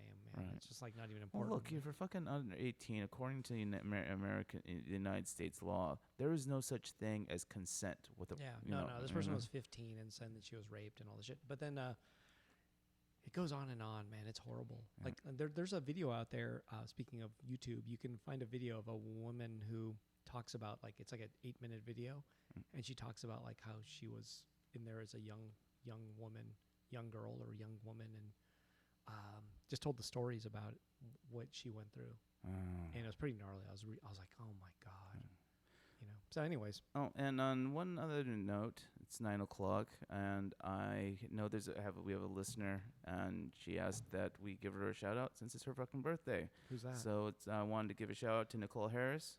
Nicole happy- Harris. Yep, happy birthday. You're 1 year older or closer to death. Nicole Harris. I don't even know who that is. She's been commented a couple of times. Oh, really? On, Oh yeah, she did. Nicole mhm. Harris. Yep. Thank you very much. So, Awesome. but yeah, it's been an eventful week. All right, that's some heavy top fives right here. This is like long. This top five was like an hour long. Yeah. Our top fives today. We did it like Wow. yeah. Well, it's because we no guest and like just like talk about it, right? Yeah. It's the deep dive on that shit. Yeah. Yeah. So one thing that I've been curious about, like getting your opinion on as a gallerist. Oh yeah, big time gallerist. Well, you're a gallerist, because we also have a show coming up together. Yeah. In about 6 weeks. Damn. It's a theme show. Yeah. Wait, hold on. Nicole Harris wrote, "I'm closer to death. Laugh my ass out." LMAO. And she wrote, "And closer to 30." Wow, she's young. Yeah. Oh. Well, happy birthday. Happy birthday, Nicole Harris. Yeah. Yeah. So it's but what do you think of these like we had things like something like the Hello Kitty show, and like a lot of I remember like in the early when I started, like Gallery 1988, another gallery that used to be like on Melrose and like La Brea, was notorious for throwing like these huge fucking theme shows like I Am 8-Bit or the fucking whatchamacallit, the Crazy for Cult, show and stuff. There's so many crazy shows out there. I mean, there's kaiju ones. There's everything. Name it. Any property or character or animation or anything has had a show. It seems like, right? Just about everything. Yeah. So what do I think? I think in the past I thought that they were mostly like really bad. I mean, I used to do some, but for the most part, when I saw it being overdone by so many places, that I thought, oh, that's horrible. And maybe it's just me hating, like thinking, but it was just seemed too much. Like just think of a topic or any character or anything and do a show, right? That's all it really was. Sure. And I was like, God, there's no thought put into it, no heart. It was just let it rip, go for it, And I realize that now, looking back or looking at it, man, if that works for a business and a gallery, then fine with me. Like, go do it. You know what I'm saying? Like, I think that I have to be more sympathetic to business owners, because if that works and that's how they're paying their bills and rent and whatever it is, then I'm okay with it. But, you know, like if you're asking me if that's like the future of art, then I hope not. You know, I'm hoping that that works for that shop or that gallery, and that's cool. But I don't want that to be. I hope that's not how art is going to be transmitted in the future. That via other people's IP, you know, and like the art that someone else creates with other people's IP becomes contemporary art. You know, as like. But it's already become contemporary art. I guess. KAWS. Yeah, that's true, huh? Cause. Oh no, he's back. Your favorite artist, Cause. You know, like, okay. Yeah. I. You're right. Let me You're clarify things. On the biggest scale, he's doing it. I think. As is Murakami, for that matter. Yeah. Well, what has Murakami? Louis Vuitton. Yeah, but that was a collaboration with an actual. But there was fucking, art. There was art too, like Louis Vuitton, actual like canvases and shit, art that he made. Yeah, but like that all kind of ties in as promotional design for his fucking purses. Doraemon. He's doing Doraemon, right? Right, but Doraemon art. Yeah, but the difference between that's Murakami and Cause is that fucking Murakami is actually like probably teaming up with these actual IPs. You know, meanwhile, isn't Cause doing that too? I assume he must be. I don't think he's just just going for it. I think he is. Fucking like, you know, Smurfs, fucking SpongeBob, fucking. So not one lawsuit. I just feel like he must be because it's not. There's not enough there to fucking like he must be paying a royalty or something. Or he's just because it's an artistic expression rather than like, you know, a product that he's, you know, creating. You know, like you don't. I mean, like. I'm not sure on that one. I'd love to know if anyone knows. That's a good. And then like good you know question. the quantities that are produced, right? Like he did those Star Wars ones, like the Boba Fett one. Look at Uniqlo, like all that Uniqlo stuff that was like other. Well, the Sesame Street one he probably fucking did, you know. But like, you know, by then he had already fucking stomped on so many fucking IPs like the Simpsons and fucking. You know, SpongeBob, you know, like, and I don't know whether or not he got the fucking, like, you know. I don't know, but with art, I'm not sure. Right. I guess with a product, maybe. Yeah, I mean, like, you know, fucking Jeff Koons would like do shit with the Marlboro, you know, fucking Marlboro Man. Sure. Andy Warhol did the soup cans. Right. Campbell's soup, and I don't think he paid for that, and there was a lawsuit, and Andy Warhol won. Right. Right. Exactly. So there's that, but.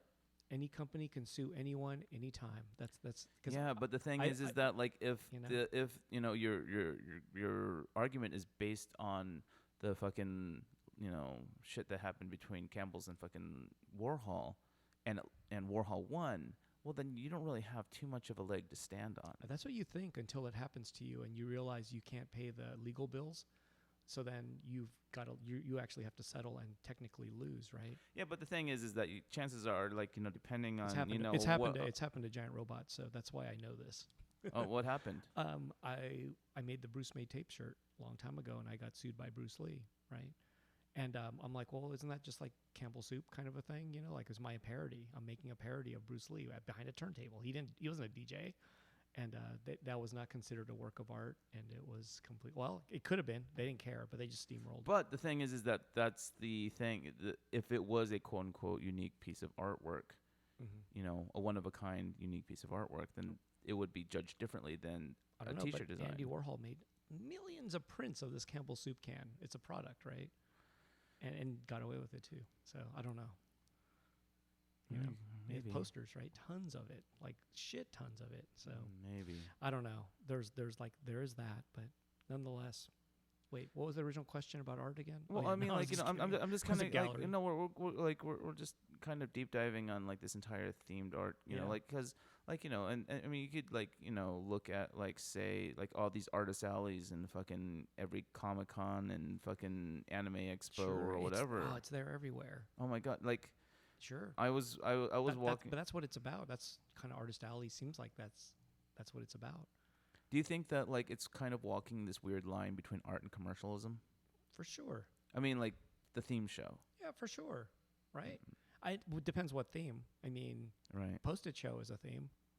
Yeah, It's a yeah. I theme mean, of but art on it's Post-its. but it's a very vague theme, and it's also like an opportunity for people to. The reason why it's so popular, for those of you who don't live in Los Angeles, and are or familiar with this gallery, Giant Robot has for how many years now?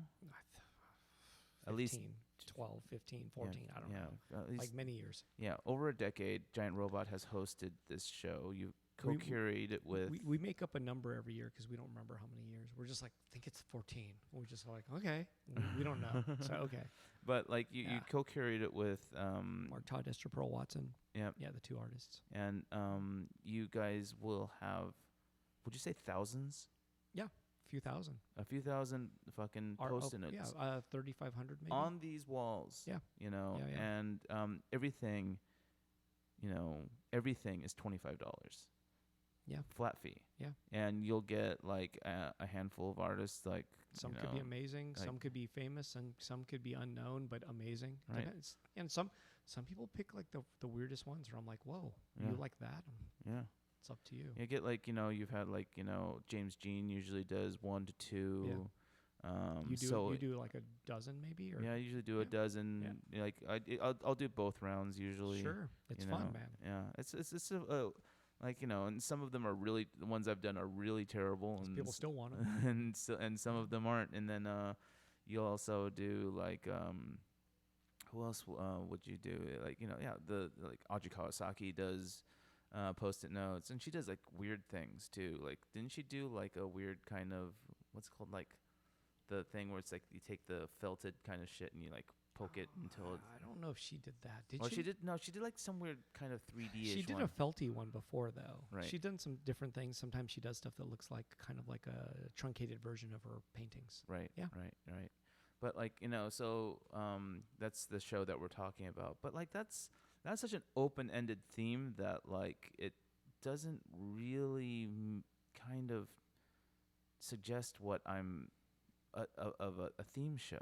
Well, is theme show means someone else's IP, or does it mean object or something versus? I mean, I think a you know? theme kind of revolves around 'Cause the there's also, like, of the a 12 by unifying idea that like bring that all these artists adhere toward. Right. So sometimes it's by material, though, right? Like it can be Yeah, of course. paint on a 12 by 12 canvas only. Right. Right. That's it. Paintings on books, fucking Yeah. paintings on luggage. Is that those are all theme shows too, right?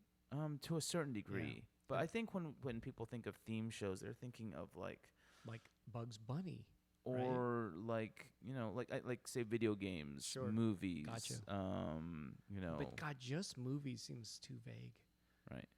Like we're doing a show about movies. It seems too vague. So Well, I mean, like say the Crazy for Cult shows that Gallery 1988 did. yeah. Like they kind of like they would provide us with a list of movies that would be considered cult movies. Right.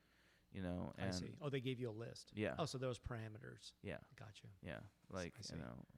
Man. So But at the same time, like would Marvel movies be considered cult fit into that because they're so genre specific? Marvel movies? Yeah, Marvel movies like fucking Iron Man and. You mean art Avengers. shows of Iron Man? Well, no, just I'm talking. I'm just. Oh, you mean cult movies? Yeah. I don't know if those are cult, man. Hmm. Cult. Yeah. I guess I'm not cult. I guess cult is No. kind of like a small, audience. Usually kind it's of thing. small thing, but Yeah. nonetheless, no, man. I'm okay with group shows. I'm sorry, with the theme shows, especially the ones that kind of bother me. Well, the ones that bother me the most are the ones of other people's IPs, especially like an animation. Like just name any Nickelodeon show, and there's an art show based on that show, right? Right. It happens all the time. I Like, think right, so it's then- more forgivable if the gallery takes the time to work with the IP owners. Do you think work with? What does that mean? Like they have the approval and sponsorship of the, like if there's a SpongeBob show and they But, like yeah. team up with Nickelodeon. Okay, let's say they do, but let's say you do 8 of those a year with Nickelodeon. Is that I don't know. Is that just too much? Like one gallery doing that with, is that too much? Yeah, I would don't say know. it was. But see, that's so I used to think that. But then- 8 shows out of like 17 a year. or 12, let's say, right? No. But it's one of those things where 8 with Nickelodeon, maybe 5 with whatever Cartoon Network. Right. And I don't know. Like Well, it just seems like there's a lot. But then I realize, if that's how the small business can survive, and they're still like paying artists and doing the whole thing, then more power to them. I'm fine with it. Yeah. It's not my favorite thing, but I Well- think it's fine that other people do it. I mean, why not if they want to? The reason why I felt that this was something I wanted to talk about was just because like, there was that Hello Kitty show Yeah, at Corey Holford Gallery. sure. Now, granted, like Corey Holford is kind of like the gallery that I do most of my bigger shows at. Yeah. And I'm, I kind of feel like these theme shows make it so that's hard to take that take galleries seriously. Sure. I think it does that, but then maybe that's not what they're looking for. I mean, maybe Corey Helford's case, I would think you could still take it seriously with or without a Hello Kitty show. I Sure. don't know if that wipes anything out there. Just go there. That's a gnarly place, man. Like I look at it, I'm like, you got to take that seriously. Yeah. But when it's at a smaller place, like let's say here, and I start doing those kind of theme shows, I would think you can't take this seriously. And I think for me personally, I would lose a bunch of artists that wouldn't want to work here anymore, do any work here anymore. Agreed. If I start doing that. Yeah, I would feel that.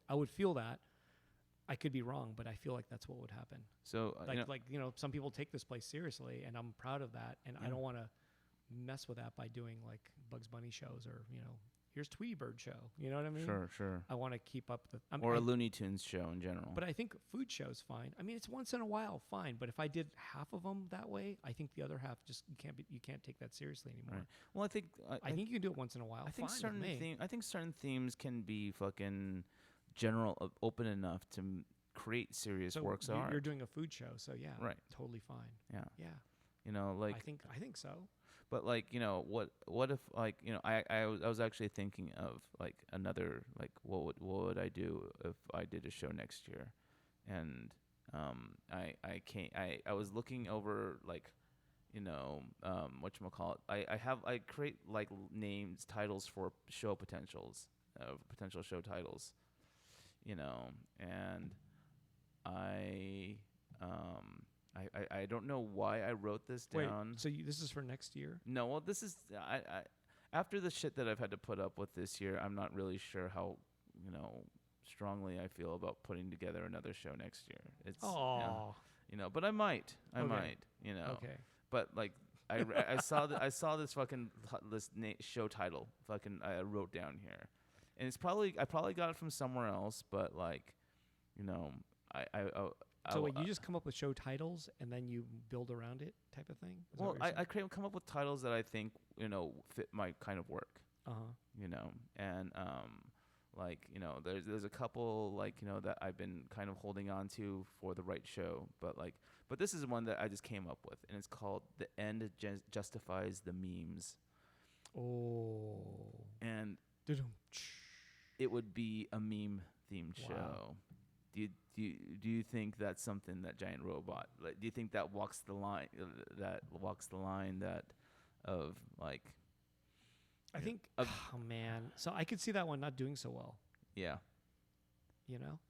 I could see that not doing well right away. That's, Yeah. because you're like now boxing people into a corner in a way. Right. It's too specific of Maybe a too specific, and it's bisecting a lot of, like, how many people want to make art of memes? And those that do, are they the or artists? they don't have to do art of memes, but art inspired by a meme. Almost, yeah, okay, but still, know. it's like, I don't know. Are people going to do that or want to do that?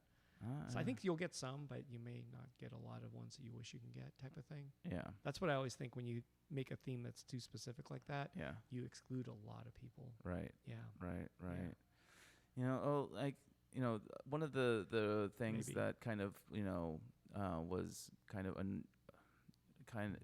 I kind of ran in an issue that I ran into, especially like with like the Hello Kitty show, was the fact that my original idea for the Hello Kitty show was different from the painting that Right. I turned in, and the reason why it changed had two factors. One of them was time, and the other one was the fact that my idea wasn't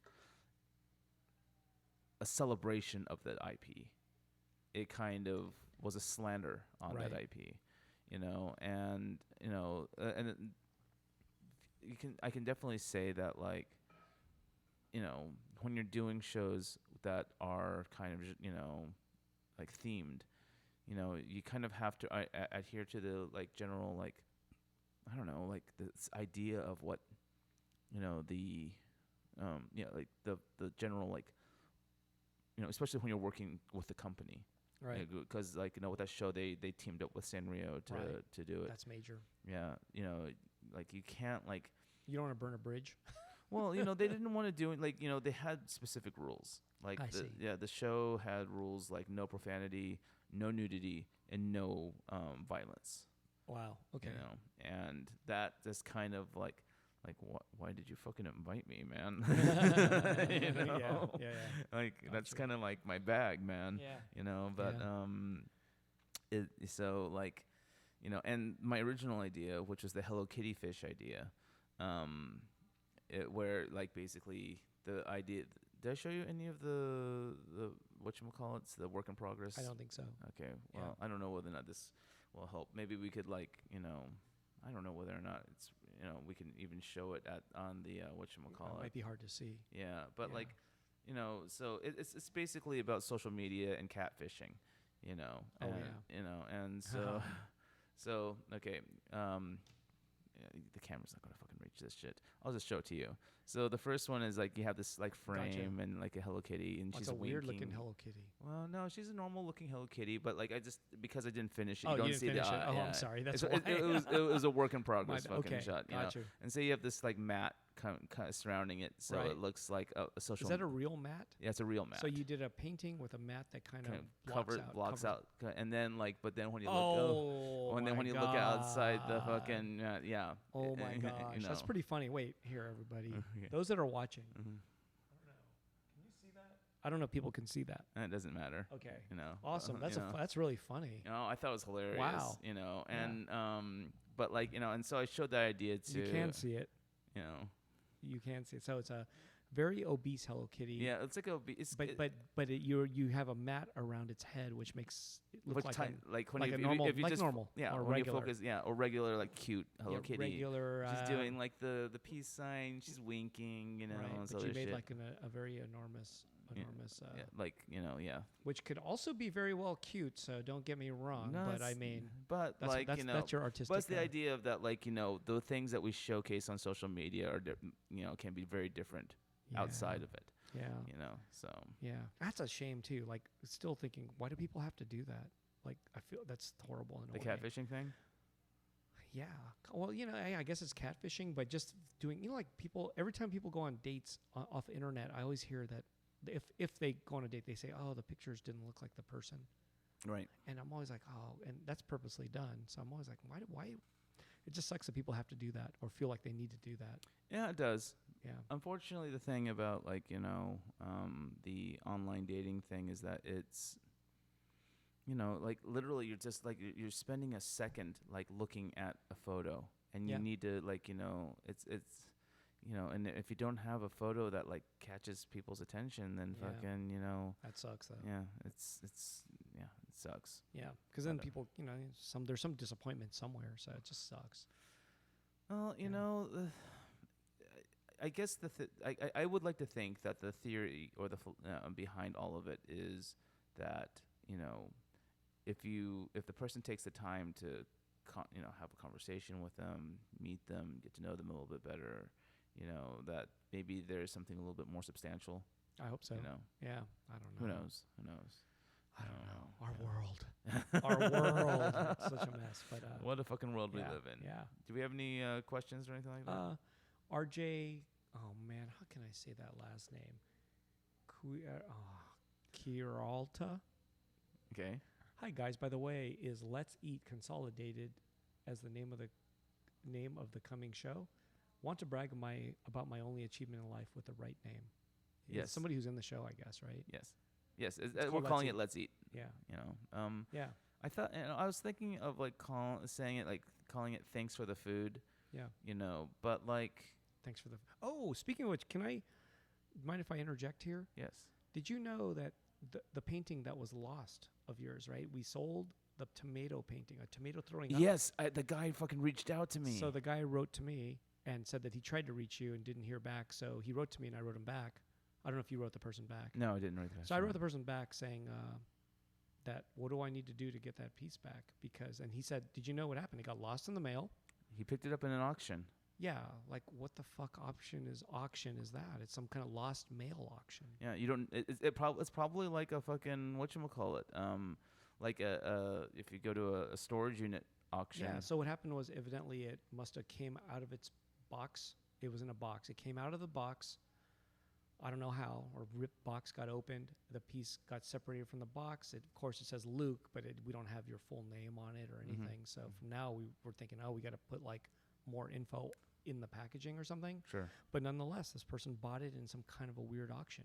Right. I'm under the impression that lost mail auctions are probably like I mean, did he say that the painting was removed? Like he saw it and bought the painting itself, or did I don't know. I'm trying to. I wish I could know this answer. I'm curious if it was with a lot of other shit, or did he just buy the art? But he made it sound like it was with other stuff. Yeah, he probably bought a lot of, like, they probably had like a pile of mail and like, hey, these are packages, I think it must have been outside of its package though. There's no way it would be within its package because that would have addresses and shit on it. It had to have come outside of the package. So maybe he bought like a pile of art or something. You know, I didn't even know how to respond to that. I saw he said that he really enjoyed the painting. I just wrote to him and said, hey, we'd like to get it back and stuff. And I said, what do I need to do to get it back from you? But then he didn't write me back yet. Yeah. But one of those things. Anyway, that's the tomato throwing up.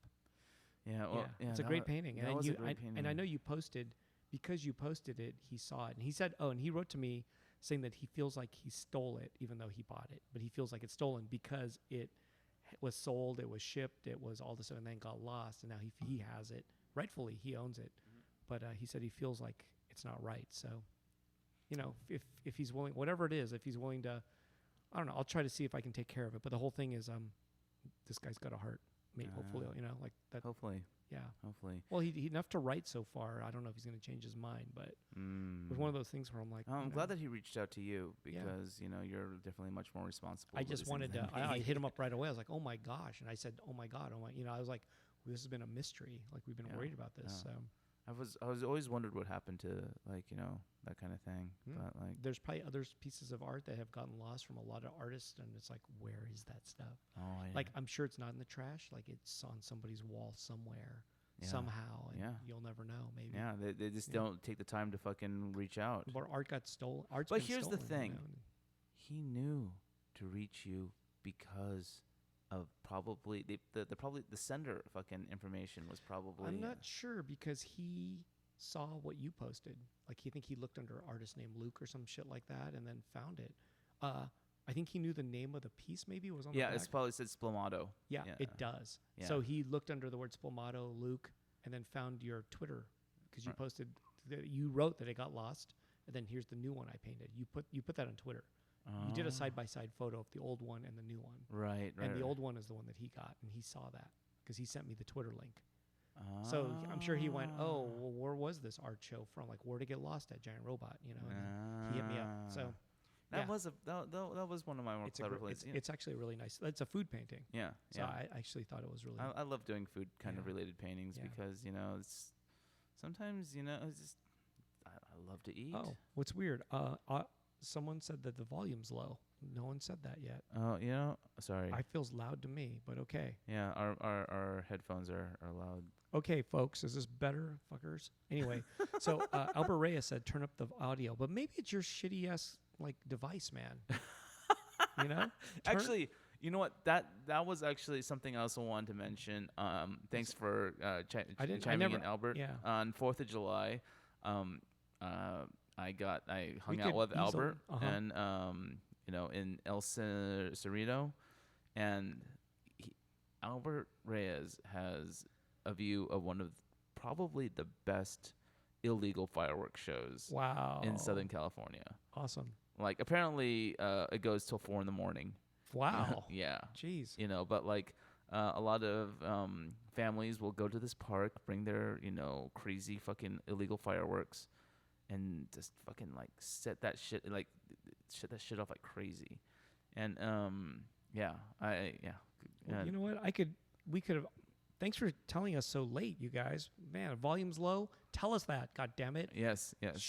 Yeah, I'm like blaming them. I'm blaming you guys. It's all my fault. You know, But, I thank did you. I did notice it a little. I did Oh. notice that we were like on the It's black not even line. there, but we. Yeah. Wait, okay. what is this then? I have no idea, but okay. I figured that like if like whenever I talk, the light goes off and I don't know. I don't think that one goes high, like no matter what. So it doesn't go to the red. no, but it does here, and I guess it is. Maybe it is low. I don't know, man. But okay, whatever. Someone was fucking with the knobs, man. Yep, fucking with the knobs. Anyway, so yeah, that sounds funny. Yeah. So fucking, Albert. Okay, so I went up a little louder. I hope that's enough. Oh. Well, we should. Well, don't you have these? Yeah, you have these things fucking marked off too, right? Yeah, so they're higher than normal. I don't know why.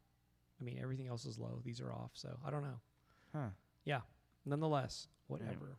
Well, so I blame your iPad. my is he listening to it? Yeah, he is on his iPad. But thank you. Thanks for listening. Oh, and Staffy asks, do you like white girls? He asks, I guess, to both of us. Sure. Yeah, I would be equal opportunity for sure. Yeah. Sure. White. Fine with me. White, black, Asian, Mexican. Yeah. It's all, they're all, Yep. women are women. Yeah, Stavi. There you go. Yeah. That answer was not what you wanted, but, or was that what you wanted? I don't know, but okay. I don't know. No, I don't. Yeah. Do you know somebody for Luke? Anyway. Anyways. But yeah. So it's We're So we were still talking about theme shows. Yeah. Theme shows. Yeah. But like. So wait, when do you say no to a themed art show? Like, what is what is your limit? Like when you hear it, you're like, no way am I going to do this. Like if it's a license and I don't and the show doesn't have the backing of the license. I see. Okay. Like if I'm going to do something that has someone else's IP on it and like, it's not being supported. Like Adventure Time art show. Right. But you're just without Cartoon Network behind it or Pendleton Ward on it. Do it. I wouldn't do it. What about a Star Wars one without Star Wars? Since Star Wars, I've done a couple of them. Seems to not back anything anyway. I've done some stuff simply because another thing another thing I got you, man, Boba. There's other things that like kind of tie me into these things and like that might have something to do with like how important was this to me, growing up. Sure. Like Star Wars was huge for me. Yeah, your name is Luke. My name is fucking Luke. I know. I always got to play Luke on the fucking playground. That's amazing. Yeah. Even though lost your arm. I never felt like lost a Luke. Lost your arm. Lost my fucking hand. And kissed your sister. Kissed my sister. Oh my God, you really have a sister. Oh. Yeah, but my sister's name is not Leia. So but like. But so Star Wars, Empire Strikes Back, Return of the Jedi have always been. Her name was Leia. Oh no. Anyway, okay. Like we're super important. Yeah. Like. So you would do a Star Wars one, maybe, but maybe if I'm like inspired. Yeah. Right. Yeah. Like. Yeah. Like okay, I like doing these East meets West kind of themes sometimes. Right. And I've done a handful of them. Like for instance, the boba one, the boba drinking boba, milk tea with the tapioca balls. Some people call it bubble tea. Out here in California, like where all the Asians fucking live, we call it boba tea. Yes. And though oddly enough, in Singapore they call it bubble tea. Oh, what about what's the other one? Isn't there a third name? Bubble tea, boba, and there's one more, isn't there? Milk tea. I don't know, man. I thought there was a third one too. If there's a third one, I have no idea what it is. And the Pearl. Oh, fuck that. So there is a pearl milk tea. Fuck. Microphone fall. Oh, yeah. Fuck that, man. Fuck you and your fucking pearls. Okay. No. So yeah. But not pearl. But or then like I did one where like I combined a Pinocchio with a Tengu mask. Was that for a theme show or was that just art you wanted to make? That's just something I wanted to make. Yeah, so that's cool. But I'm saying, I was more asking, what about a theme show? Like when someone says, whatever, like, okay, we have I don't know what it would be, the Woody Woodpecker show. Well, I grew up watching Woody Woodpecker, you know, and I always thought he was a dick. I always thought Woody Woodpecker was a complete jackass. So would you do that or no? Would you just say no? Or you Probably not. I mean, if the other thing that for me is like if people give me a theme show and I don't like instantly have an idea come to my head, right? then I'll say maybe, and I'll let it sit for about like another couple weeks or a month. See if something comes up, you go for it. And then Awesome. Okay. But like another thing is it depends on who's the host. Yeah. Is it a gallery that I'm interested in working with? Yeah, that'll matter. Yeah, where in the world are they? Right. Like, if it's a show in Europe, if it's a show in Asia, is it a show on the East in New York, Sure. Then I guess that matters. Sure. But like if it's like a gallery in fucking like, Los Angeles and, I don't owe them shit. And then fucking like, and I got nothing going on in my fucking, and I'm busy, then no, I won't do it. But like, I think themes can be fun. The best thing about these theme shows, from what I can tell, is that they attract people who otherwise are not interested in art. And it opens them up to discovering like, hey, there's something going on here. And no, it turns new people onto art because it has shit that they recognize in the paintings, right? Right. They're like, oh, there's a Hello Kitty, a Woody Woodpecker, a Smurf, whatever it is, sure, is in the thing, so fucking, they get it. Yeah, right? fucking Simpson or whatever. Yeah. And I think that like, I like to think that like, especially in the early 2000s. There was a lot. I mean, still a lot, but yeah. But like, I think that like, like galleries like Gallery 1988 were instrumental in introducing art to a whole new generation of people through these shows. Once they kind of get into it and they see it and they kind of realize that like, hey, it's not this crazy abstracted, pretentious, right. shit that's right. fucking like, I grew up, looking at throughout the 80s and 90s. They kind of like develop a, realize that like, hey, there's something, going on that I can relate to. Sure. So we do some theme shows at the store, right? Mm-hmm. It's small art at Giant Robot store, and we do theme shows like 3 times a year maybe, or 4 times a year. Mm-hmm. We do that still, or we just started doing that more in the last 2 years. Right. And that too, just to introduce new people to art. Yeah. Check out, like I put artists that I haven't put in here even, right, to put in shows over there. Yeah. And just to get it going, yeah, get people started, because I feel like I do the shows here that often are solo shows, and I don't do as many group shows as I used to. Like there used to be way more, and I do a lot less now. Right. So the group shows can be at the other store. Right. And it's something, and the shows there could be longer or a little more casual. Yeah. Well, so we do that. And and small pieces, and like small, the gallery and the stores open 7 days a week, right? Yeah, no, so more people see it, and the people. Often I notice a lot of people who go to Giant Robot store don't even know that this exists, and vice versa. I'm serious. A lot of people don't know that there are two. A lot of people who come here don't know that there's another store. A lot of people who go to Giant Robot store don't know that there's this gallery. Are you serious? Yeah, totally serious. The number 2 means nothing to them. They have no idea. Seriously, they have no idea. It happens both ways. A little more the opposite way. The people who go to Giant Robot store don't even come here, which is fine, but it also goes the other way. There's some who have no idea. They're like, there's a store? I'm like, yeah.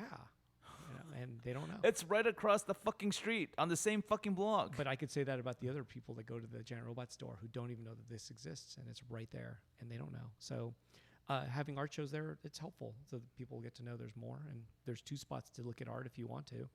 And we advertise each other in both stores, and that way it's kind of fun. Right. And, an opening night where there's 2 shows, it only helps, right? Yeah. So, like, I think the food show is going to have a plant show at the other store Oh, cool. the same night. So there's going to be a lot of art on this. A lot of people walking around. Hopefully, Yeah.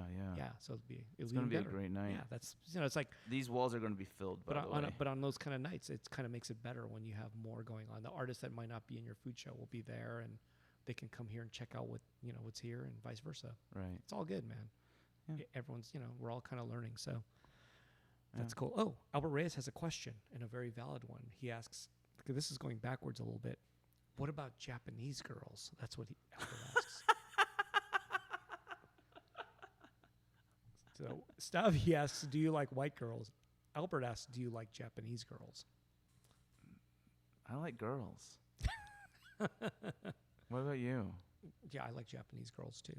Yeah. Yeah, Girls are girls. sure. You know. All have been welcome. Yes. I'm not single now, so all are not welcome necessarily, but all have been welcome. Yeah, sure. And I have welcomed all of them, Yes. as many as I could, Yes. Of course. or something, or Yes. you know what I mean. Yes, I know what you Yeah, mean. Yes. any depending on what was happening. Right. Yep. It all depends on the situation, right? Depends on the situation. Yeah, I guess I won't say no more. I guess, but yeah.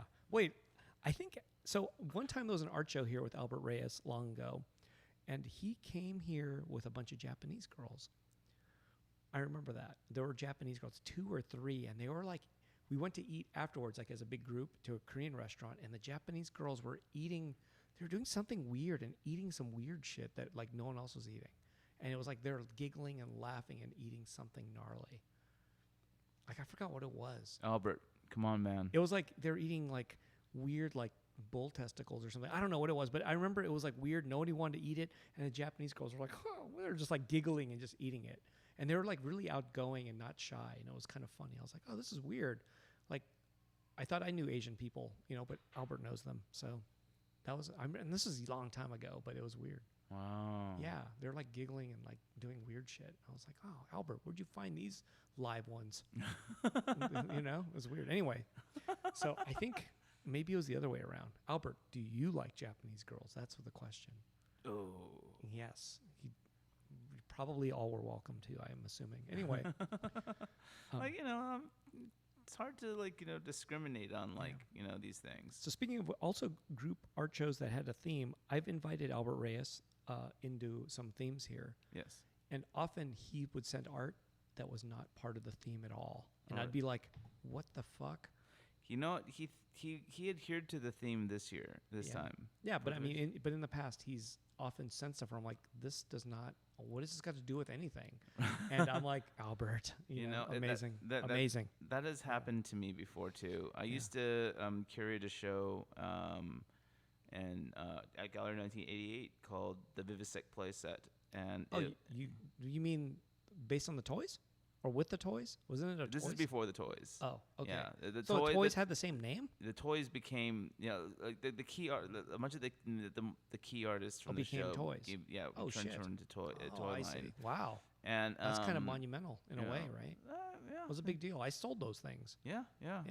And we invited an artist who is also known for doing anthropomorphized kind of characters, and he agreed to do the show. And the painting that he turned in was a recreation of remember the Medusa from Clash of the Titans? Yeah. Yeah. Wow. It was that scene where it's like that close-up face That scene with scared the shit out of me, man, the glowing whole thing. eyes. Yeah. And I was just kind of like, Jermaine Rogers, this looks nothing like your artwork. Oh. Well, went out of his wheel well, probably, and maybe that's what happened. But fucking all we wanted was like your fucking bears, your fucking, weird beaver-looking characters, your fucking, we wanted Jermaine Rogers' work. We didn't want fucking a recreation of the fucking the Medusa from Clash of Titans. But maybe that moved him that moment, right? I mean, it fucking moved me. It freaked me out. So I think it probably moved him, and he's like, I'm gonna capture this, dude. Fucking, and he did it. Dude, okay, the Medusa from Clash of the Titans was fucking amazing. I'd never seen a Medusa scary look like that. Yeah. Like with the snake fucking body and the fucking snake hair. Shit was and scary. Scaly tits and fucking like that fucking bow and arrow and fucking, and then fucking remember like the Gorgon fucking thing, like, I think that's what, I don't remember what it was called. I don't remember. Yeah, like the I fucking, kind of barely remember. I mean, this is man. I saw that though. That movie was amazing. dude, fucking, it was Clash a of the fucking Titans. Clash of the Titans, Scared the first me. one, not this fucking remake that they fucking did. That was Yeah. bullshit. Yeah. But fucking the original Clash of the Titans, the Pegasus, fucking. So Jermaine Rogers gave you art that didn't work out. Yeah. Yeah. I had to fucking like keep it in the back. I was like, nope, Yeah. nope. So, I'm not fucking hanging so that Albert shit. Reyes, to interject, said my brother was dating a Japanese girl, but they were like friends too. It wasn't just one. So you like Japanese girls, anyway. So so the question Stavi asked was, did he say it was the Medusa, or did you recognize that that's what he was doing? Did you know? No, I didn't know that he was doing that. Oh, okay. But like, When it showed up, did you know what it was? yes, Oh, okay. it was like literally like from the fucking Right. movie, and Was it really well done though? Like, did it look like what it was? I mean, like, I knew what it was. I looked Yeah. at it and I'm like, that's the fucking Medusa from Clash of the fucking Titans. Fucking give me the fucking stone stare, and I like, I mean, it was okay. It wasn't like super well rendered or anything like that. Right. It wasn't like a Travis Louis drawing. That's just like, No. here If it it is. was, then fucking I would have Okay. fucking hung it. But the Okay. thing is Oh, then you didn't hang it? no. Oh, did he get mad at you? He didn't know, and he probably doesn't give a shit. Oh, where's the painting now? I'm sure it was returned to him. Oh, wow. Okay. Fucking like, look, if you can't, like, Damn. You went hard on this dude. dude, I'd fucking go hard on any fucking show I was curating, man. Awesome. Wow. Okay. Like fucking like Gangster. just because you fucking created it for the show doesn't mean it deserves to be in the show. Wow. Okay. You know? That's hard to do, man. Sometimes that happens. So I do a group exhibition. Sometimes something comes in where I'm like, whoa, like this is. Sometimes it's hard to hang it. I hang it, but I'm like, oh man, this one piece kind of like. Yeah, you fucking put it in the back, man. But I hate to say it, it's like, how do you say it? It's like you're as strong as your weakest piece type of thing. Right. Sometimes that one piece makes the whole show like feel wrong to me. Right. I'm like Absolutely. Yeah, unfortunately, it does that, and I'm like, man, it's heartbreaking when that happens because Yeah. I don't want that to happen, but sometimes it happens. Where I'm Yeah. like, oh, Sometimes you Yeah. gotta fucking hang things in the back. yeah, Like, and just in case, like, I mean, like, the thing is that, like, that piece, you never know, like, what's going to fucking connect with people. sure, it might have sold. It might have sold, but the Yeah. thing is that, like, if you keep it in the back and let people, like, fucking, like, if people who are genuinely curious and want to ask about stuff, then, like, Yeah. like, hell, here, I could show you this piece. With that tone of voice, it's surely going to sell. So let's see. Lulubelle Toys. I mean, is this like Luke Rook or is this like Lulubelle Toys from Arizona, like the shop? I forgot. Oh my gosh, I'm blanking out on her name right now. I'm sorry too. I feel horrible. But she or he asks, which shows / art sells better, themed or licensed shows or original content? So for me here, I'm going to say original content. Yeah, I mean, solo shows by the artist will sell better than a theme show for the most part, except for yours. Ding. The food show, except for that. But no, but in general, I mean, because I don't do so many, for me, what sells better for me here is going to be the original art. It'll always beat the theme shows. But I don't do too many, like Right. rare, as a matter of fact. So, but maybe in your experience, you might know what art of yours has sold better: theme show art or solo show art.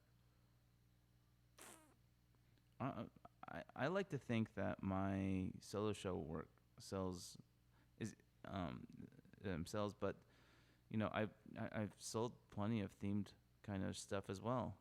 So the thing. There's another thing that about like doing themed work. Themed work for me, and that is that like, how can I make this painting, take this like, this theme and make it about me. Because my work has always been kind of autobiographical. Maybe not like. Back to like your one definition of art or an artist is the work they create is about them, right? I mean, or about the world that they're trying to. Sure. Yeah. About them, still, Sure, right? sure. In some way, but yeah, yours especially. So I think that makes sense to me. Right. Yeah. So I mean, whether it's whatever a themed version of it, it's always Luke Chu. It's very you. Except for the Hello Kitty painting that I did for this past thing, which is the reason why the title of the painting is called. This isn't me. I'm No, just kidding. It's called Hello Kitty painting. Oh, okay. That sounds very generic. Yeah. Wow. You know. Yeah. So the question was by Luke Rook from Tokyo. He's listening. Luke, how you doing? Isn't that amazing? The internet is great. The internet is great, and Luke Rook to me is I amazing. miss you, Luke. I miss him too. I hope you come out to San Diego this year. He's rad.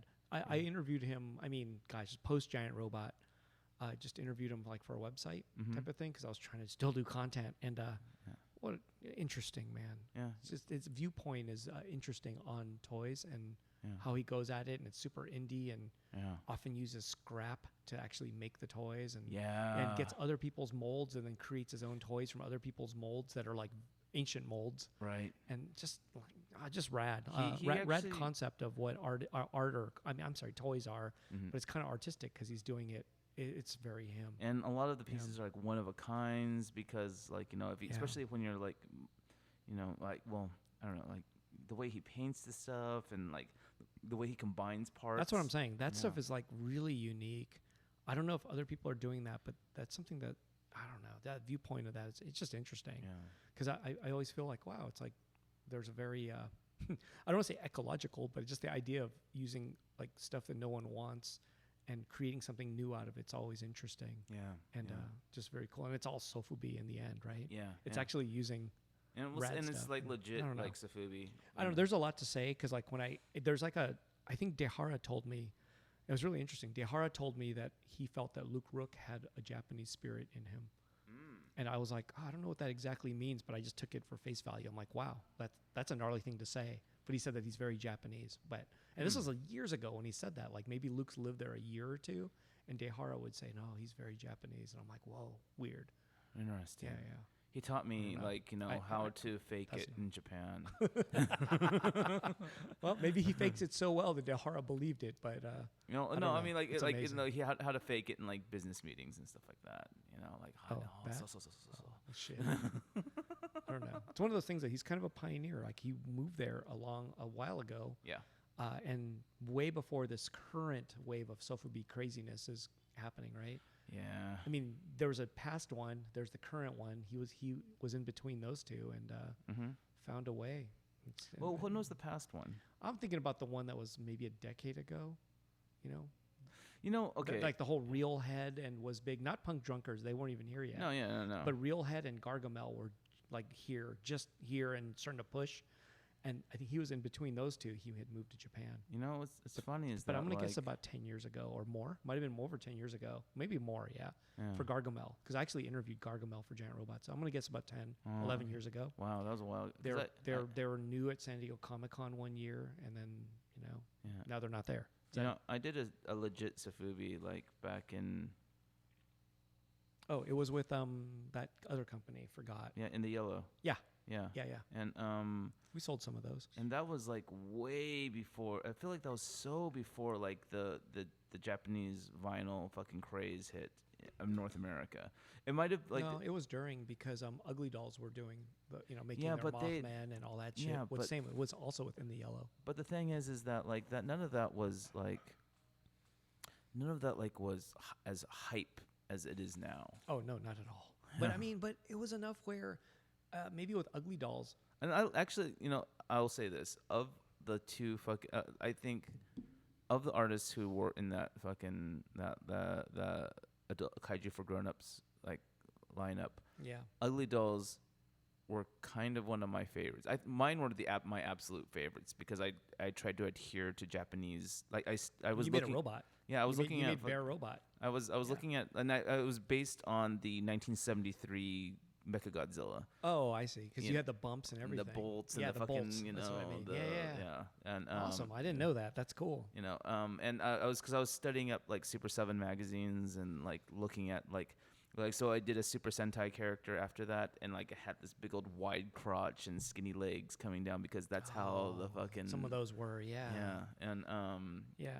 but the Ugly Doll ones were some of my favorite because they were literally based on American monsters. At that time, when we would have it at, let's say, San Diego Comic-Con, and I would have an edition of that, 60.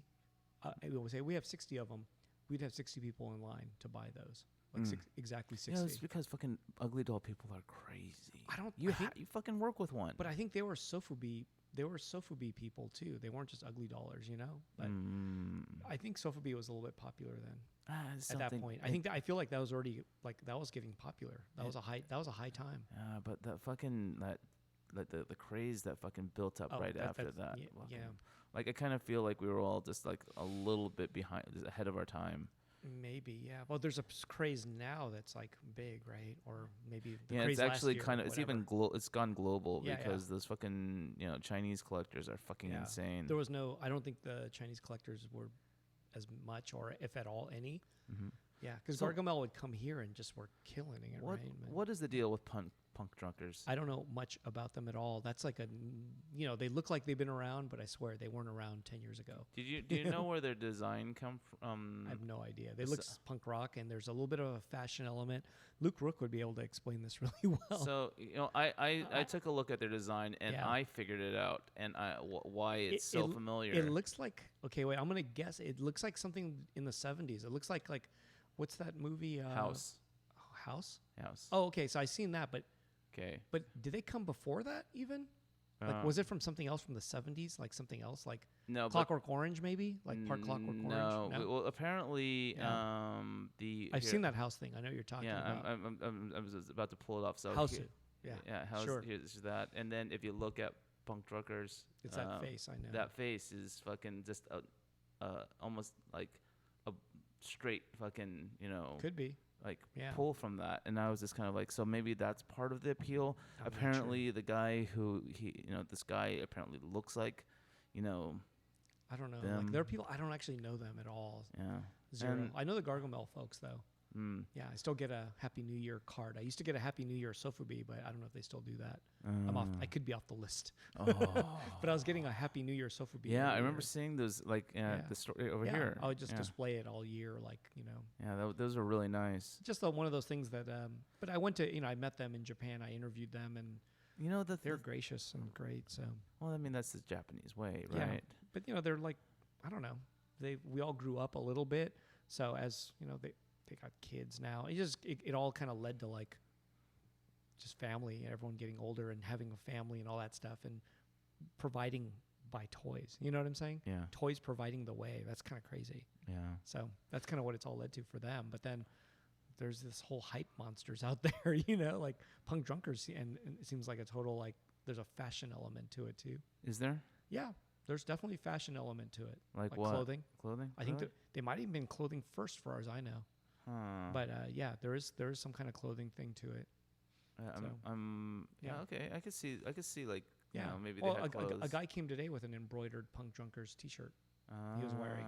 So but I saw that and I was like, oh yeah, I knew that was something. So, and then Real Head guy is totally, I don't know. There's a whole like look and feel to it all. right. Like there's like this, there's a fashion to those guys. yeah. Whereas like Gargamel guys, I swear it's just flannel and jeans and slippers, right? It's very regular, but those other guys have like they're wearing headbands and shit and leather, and there's like a fashion element. Yeah. Interesting. Yeah, but I don't know, man. It's not quite my world. So How do you feel about graphic tees? I like them because I make them. But as I get older, I'm being like you and wearing plain clothes. I mean, I'm wearing a graphic tee now that I made. But, Yeah, I actually like that tee. I would wear that. But But- I hate to say it, as I gotten older, I'm not gonna wear as flamboyant as stuff as I would have wore Yeah, 15 years ago. here's one of the things that I run into every time I go to fucking conventions, Mm-hmm. and that is the fucking graphic tee fucking sellers at these fucking events. You know, Right. where they will like combine like Deadpool and the Throne from Game So of I Thrones. sell some of that stuff with Tino Evil brand. Right. Yeah, I sell that at Comic-Con because they don't have a booth, so I do it. But I don't really wear that stuff. But there's a fan base for it. I so. guess, but every Yeah. time I see that shit, I'm like I feel like my own fucking paintings and my own fucking like t-shirt ideas, are they feel so fucking close to these fucking awful fucking designs.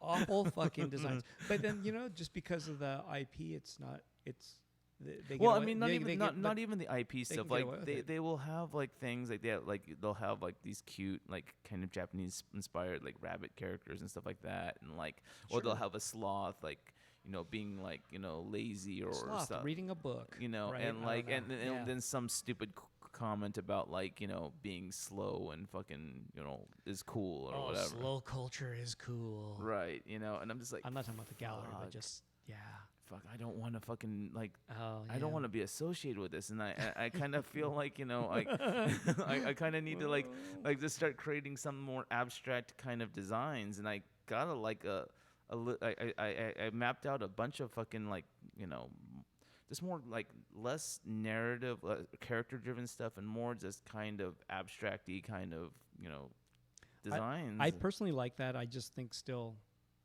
the character stuff will sell. Yeah, I hate to say it. People like it, and it might not be for me or you necessarily, but it might be for like all a big chunk of your audience. Yeah, I hate to say it. I think that's true, so I wouldn't stop. fucking damn it. Yeah. I don't know. Yeah. I don't know. I wouldn't stop. So Like there you go. I mean, like I like say Georgico, whose work we are surrounded by. Like, I love their paintings, but You don't want I it on a would t-shirt? never fucking wear it on a t-shirt. Would you wear a painting on the T-shirt? Like if it was exactly No. the painting? No, right? Fuck no. Yeah. Okay. That's a tough one. Like that's the reason why like I've been trying to like distill my own work, in a way that like can make it like is like simple fucking t-shirt graphic. So what about? So do you think messing the So we are actually crossing it into hour 2. Right. We went a little past it, but do you think Uniqlo has messed this up a little bit? No, it's not. It's not Uniqlo. Like the Uniqlo stuff is cool. Like they But there's a lot of stuff I don't want on there. Like they make Minions T-shirts. They make like Yeah, that's for the fucking Minions people. Yeah, you know but- what I but, mean? But but like that's- the shirts that are trying to like identify with some weird counterculture element that like like being lazy or just drinking coffee or whatever. And I'm just like. But don't you think that? You're like, But don't you think that I'm- Uniqlo made the graphic T-shirt so cheap and so readily available that now you're kind of sick of graphic tees? Because I kind of feel like maybe that's no, it's like, doing something to me. no, the Uniqlo. I still fucking like. Because I don't buy any Uniqlo stuff anymore. Because I see people wearing it, I'm like, that's a Uniqlo shirt. Oh yeah, well I mean like you see So the I Uniqlo stopped. cause one and you're like whatever eye roll. But I see the other ones too, and I'm like, I see that one. I'm like, I saw that one the other day, and I'm like, man, not into it. I did buy some Gundam ones. I'm sure you did. But I'm saying is, when I see it though, I know it's Uniqlo, and I'm like, it's Uniqlo. Okay, well, first of all, Uniqlo makes my favorite fucking t-shirt, blank t-shirts. I love their t-shirts. Okay. Like I have like five like just black t-shirts, Wow. and like and I will cycle through them, Cool. because they feel like they're in cotton nylon fucking blend, fucking it just feels decadent, on me. It's No, just they have nice stuff, but I'm just sort of but like yeah, okay, I'm but trying to, like, maybe I want to buy shirts from like artists and stuff that I know, like, I'm trying to do the Yosuke, man. I'm trying to like get into like, trying to support artists and stuff. And I feel like Uniqlo, it's like I'm supporting the man, just disguised with all this cool stuff. You yeah, know what I'm well, saying? if the fucking t-shirt speaks to me, then I'll fucking wear it. But Yeah. like fucking actually, Miyuko had an old fucking Gundam brand fucking t-shirt. It was from the anime Zeta Gundam, where it was the Hyakushiki. Yeah, I don't know what this is, but okay. And it was just it was this weird fucking scrawled drawing of that mecha, like that was like Was kind that- of abstracted Was a it little a bit. Uniqlo one? It was a Uniqlo one. Oh, cool. And Sounds interesting. it had like the number, like it had the hyaku and then the character for 100 100 on the back of it. Sure. And and I was just like, that is a fucking cool shirt. Awesome.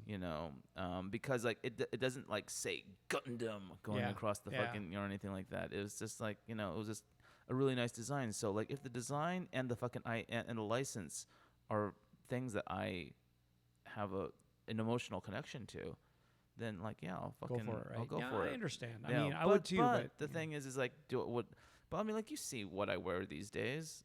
Like how often am I wearing like graphic tees? not too much. Yeah, Yeah. I'm kind of over it. Yeah. You know? I am too a little bit. So that's what I'm saying. I think it's the seeing so much stuff everywhere, including Uniqlo to me, Yeah. that I'm just like, oh, like I am getting tired of it. So I don't buy too many new T-shirts. I'm wearing most of the ones I have are the ones I already have. Right. And I'm just wearing them over and over and over. Yeah. I have literally, I think I have like 400 T-shirts. Jesus. Yeah, something like that. Maybe more, right? Yeah. I got rid of some, but I literally might have 400. I might have more. I might have like 800. I'm not sure. I haven't even counted. I have a shitload. But I only wear. Well, you fucking sell them and you make them. Yeah, but I only wear one drawer of T-shirts, like one drawer, and that's the only ones I wear. Yeah. Like I literally have I have shitload of T-shirts. In my closet, stacks of shirts everywhere. Yeah. I only wear one drawer. I have normally. two drawers of I don't blank shirts, and those are my go-to shirts. Anyway, you yeah. know, and I have one drawer of shirts that where I've gone through and like turned like literally. I have in my hallway. I have like a cabinet, and inside that cabinet it's filled folded fucking graphic tees that I've turned into either like fucking painting shirts, Wow. you know, or like, you know, because you can never have too many shirts that you're gonna fucking like mess up. I have my old concert shirts. I mean, I have shirts and I like graphic tees, and I still make them. But I don't know. I think I'm turned off just a little bit. When did you stop buying concert shirts? Oh, you know what? I would still buy a concert shirt if I went to a concert, but I don't go. You have no interest in going to the live shows anymore? I don't go. You know, I haven't seen like good fucking concert T-shirts in a long time. Like, but the bootleg ones usually are more interesting. Right? Yeah, the parking lot. If you go to a big show, yeah, some of them. If they do a good one, yeah, yeah, like they're weird, right? Sometimes odd. But I was kind of like, so I did see the Linkin Park, whatever it was, the goodbye, Chester Rest in Peace kind of a show at the Hollywood Bowl, and I was looking for because I'm friends with Joe Hahn in Linkin Park. I was looking for a Linkin Park shirt where Joe Hahn was in the center. I was hoping to find a bootleg shirt where it's like the band and then there's Joe Hahn right in the middle, like front man, right? Is there even photographs of that? I don't know. And I was hoping if there's that, I'm going to buy it. Because like that's, I was like, because he's usually not in the middle front. No. And I was thinking that would be the funniest, like, like. He plays keys, or does he like DJ? DJ. Sometimes he plays some keyboard stuff. DJ guy's in the back, man. Yeah, I know. But, I was just thinking, what if the maker of the shirt didn't know, right? And it was just like, oh, yeah, the Asian guy's got to be in the middle, And then I was thinking that would be the best bootleg shirt on the planet. Like for that, for Linkin Park. Right. Yeah. Well, and I know Jawbreaker, when they played and did their reunion shows, the concert tees that were bootleg were really cool because they're like baseball sleeve ones and stuff. Right. And I know the guys in the band actually got people to go buy them some because they were just like, oh shit, these are great. So they actually, they couldn't do it themselves because it's kind of a bad look, but they had people buy it for them. So yeah. But, I would buy that, but I mean, I don't really. Well, here's the other thing: is like, do you like want like? I do not like gigantic full color prints on the fucking chest. Like it like it's not for me either these days. I mean, I have that one Carpenter Brute shirt, which is like all just magenta and cyan with a hint of yellow, and I think it's funny, which is the reason why I fucking wear it. But like, I kind of want a My Bloody Valentine shirt, the Loveless, the kind of pink one or whatever. Right. I would want it on black with a big pink logo. I'm fine with that. Yeah. And it's just the album cover. Yeah, but that album cover is very monochrome. Yeah, you can't. Yeah, but it's kind of pink and red and shit. Yeah, it would look great on black. So I want that, and I think I could just buy one off of eBay or like a bootleggy one. Yeah, that's fine. That's another thing that's probably killing the fucking graphic tee thing is all those fucking print on demand T-shirt places. Yeah. Like I've ordered shirts from them before just to try them out, and they're nice. I think they do like some kind of like digital printing. Yeah. But I haven't done that, but there's certain bands that I would want a shirt from. Mm-hmm. I want one from Wander, the instrumental band. I want one of those. I wonder if they're touring. They went on a short little tour, and I followed that shit every day. Really? Because they were live streaming like one song or two on Instagrams. Oh. And I joined it, and I was like one of 8 people watching them play live. Oh, where are they out of? They're from San Francisco or Oakland or something like that. But they didn't come down to L.A.? They already went down to L.A. before I even discovered them. Like I didn't know. So, but they went up late to the party. Oh, missed the party. And they're still playing tiny shows where I swear there must be like 30 people there, maybe 40. I don't like small, but then. I would maybe see them and be the oldest guy in the room, and suffer that. Well, I'll join you. No, I am younger than you, but I used to be that guy who would go to shows when I was in 20s going, oh my God, who the fuck is that old guy? Like, who the fuck let him in? You know, I was that guy. So now I don't want to be that guy. Like, who the fuck let that motherfucker in? You know, like, well, you know, who's that guy? Is he like someone's dad? You know what the the thing is that like fucking, man, the shows I go to now are filled with old fuckers like me. So I don't go, so I don't know. That's cool. So mono, for example, that's got to be older. Yeah. Yeah, that's a sophisticated sound that no 18-year-old can appreciate. No, definitely not. Yeah, so there you go. Well, I mean, like, listen to the crap that fucking 18-year-olds are listening to now. It's Billie Eilish. There's like one or two songs where I heard that I kind of like, and that's about it. I don't know. I only heard one song, so I don't know. Yeah, and like, you know, I mean, you know, Billie, it just all that, like, you know, there's so much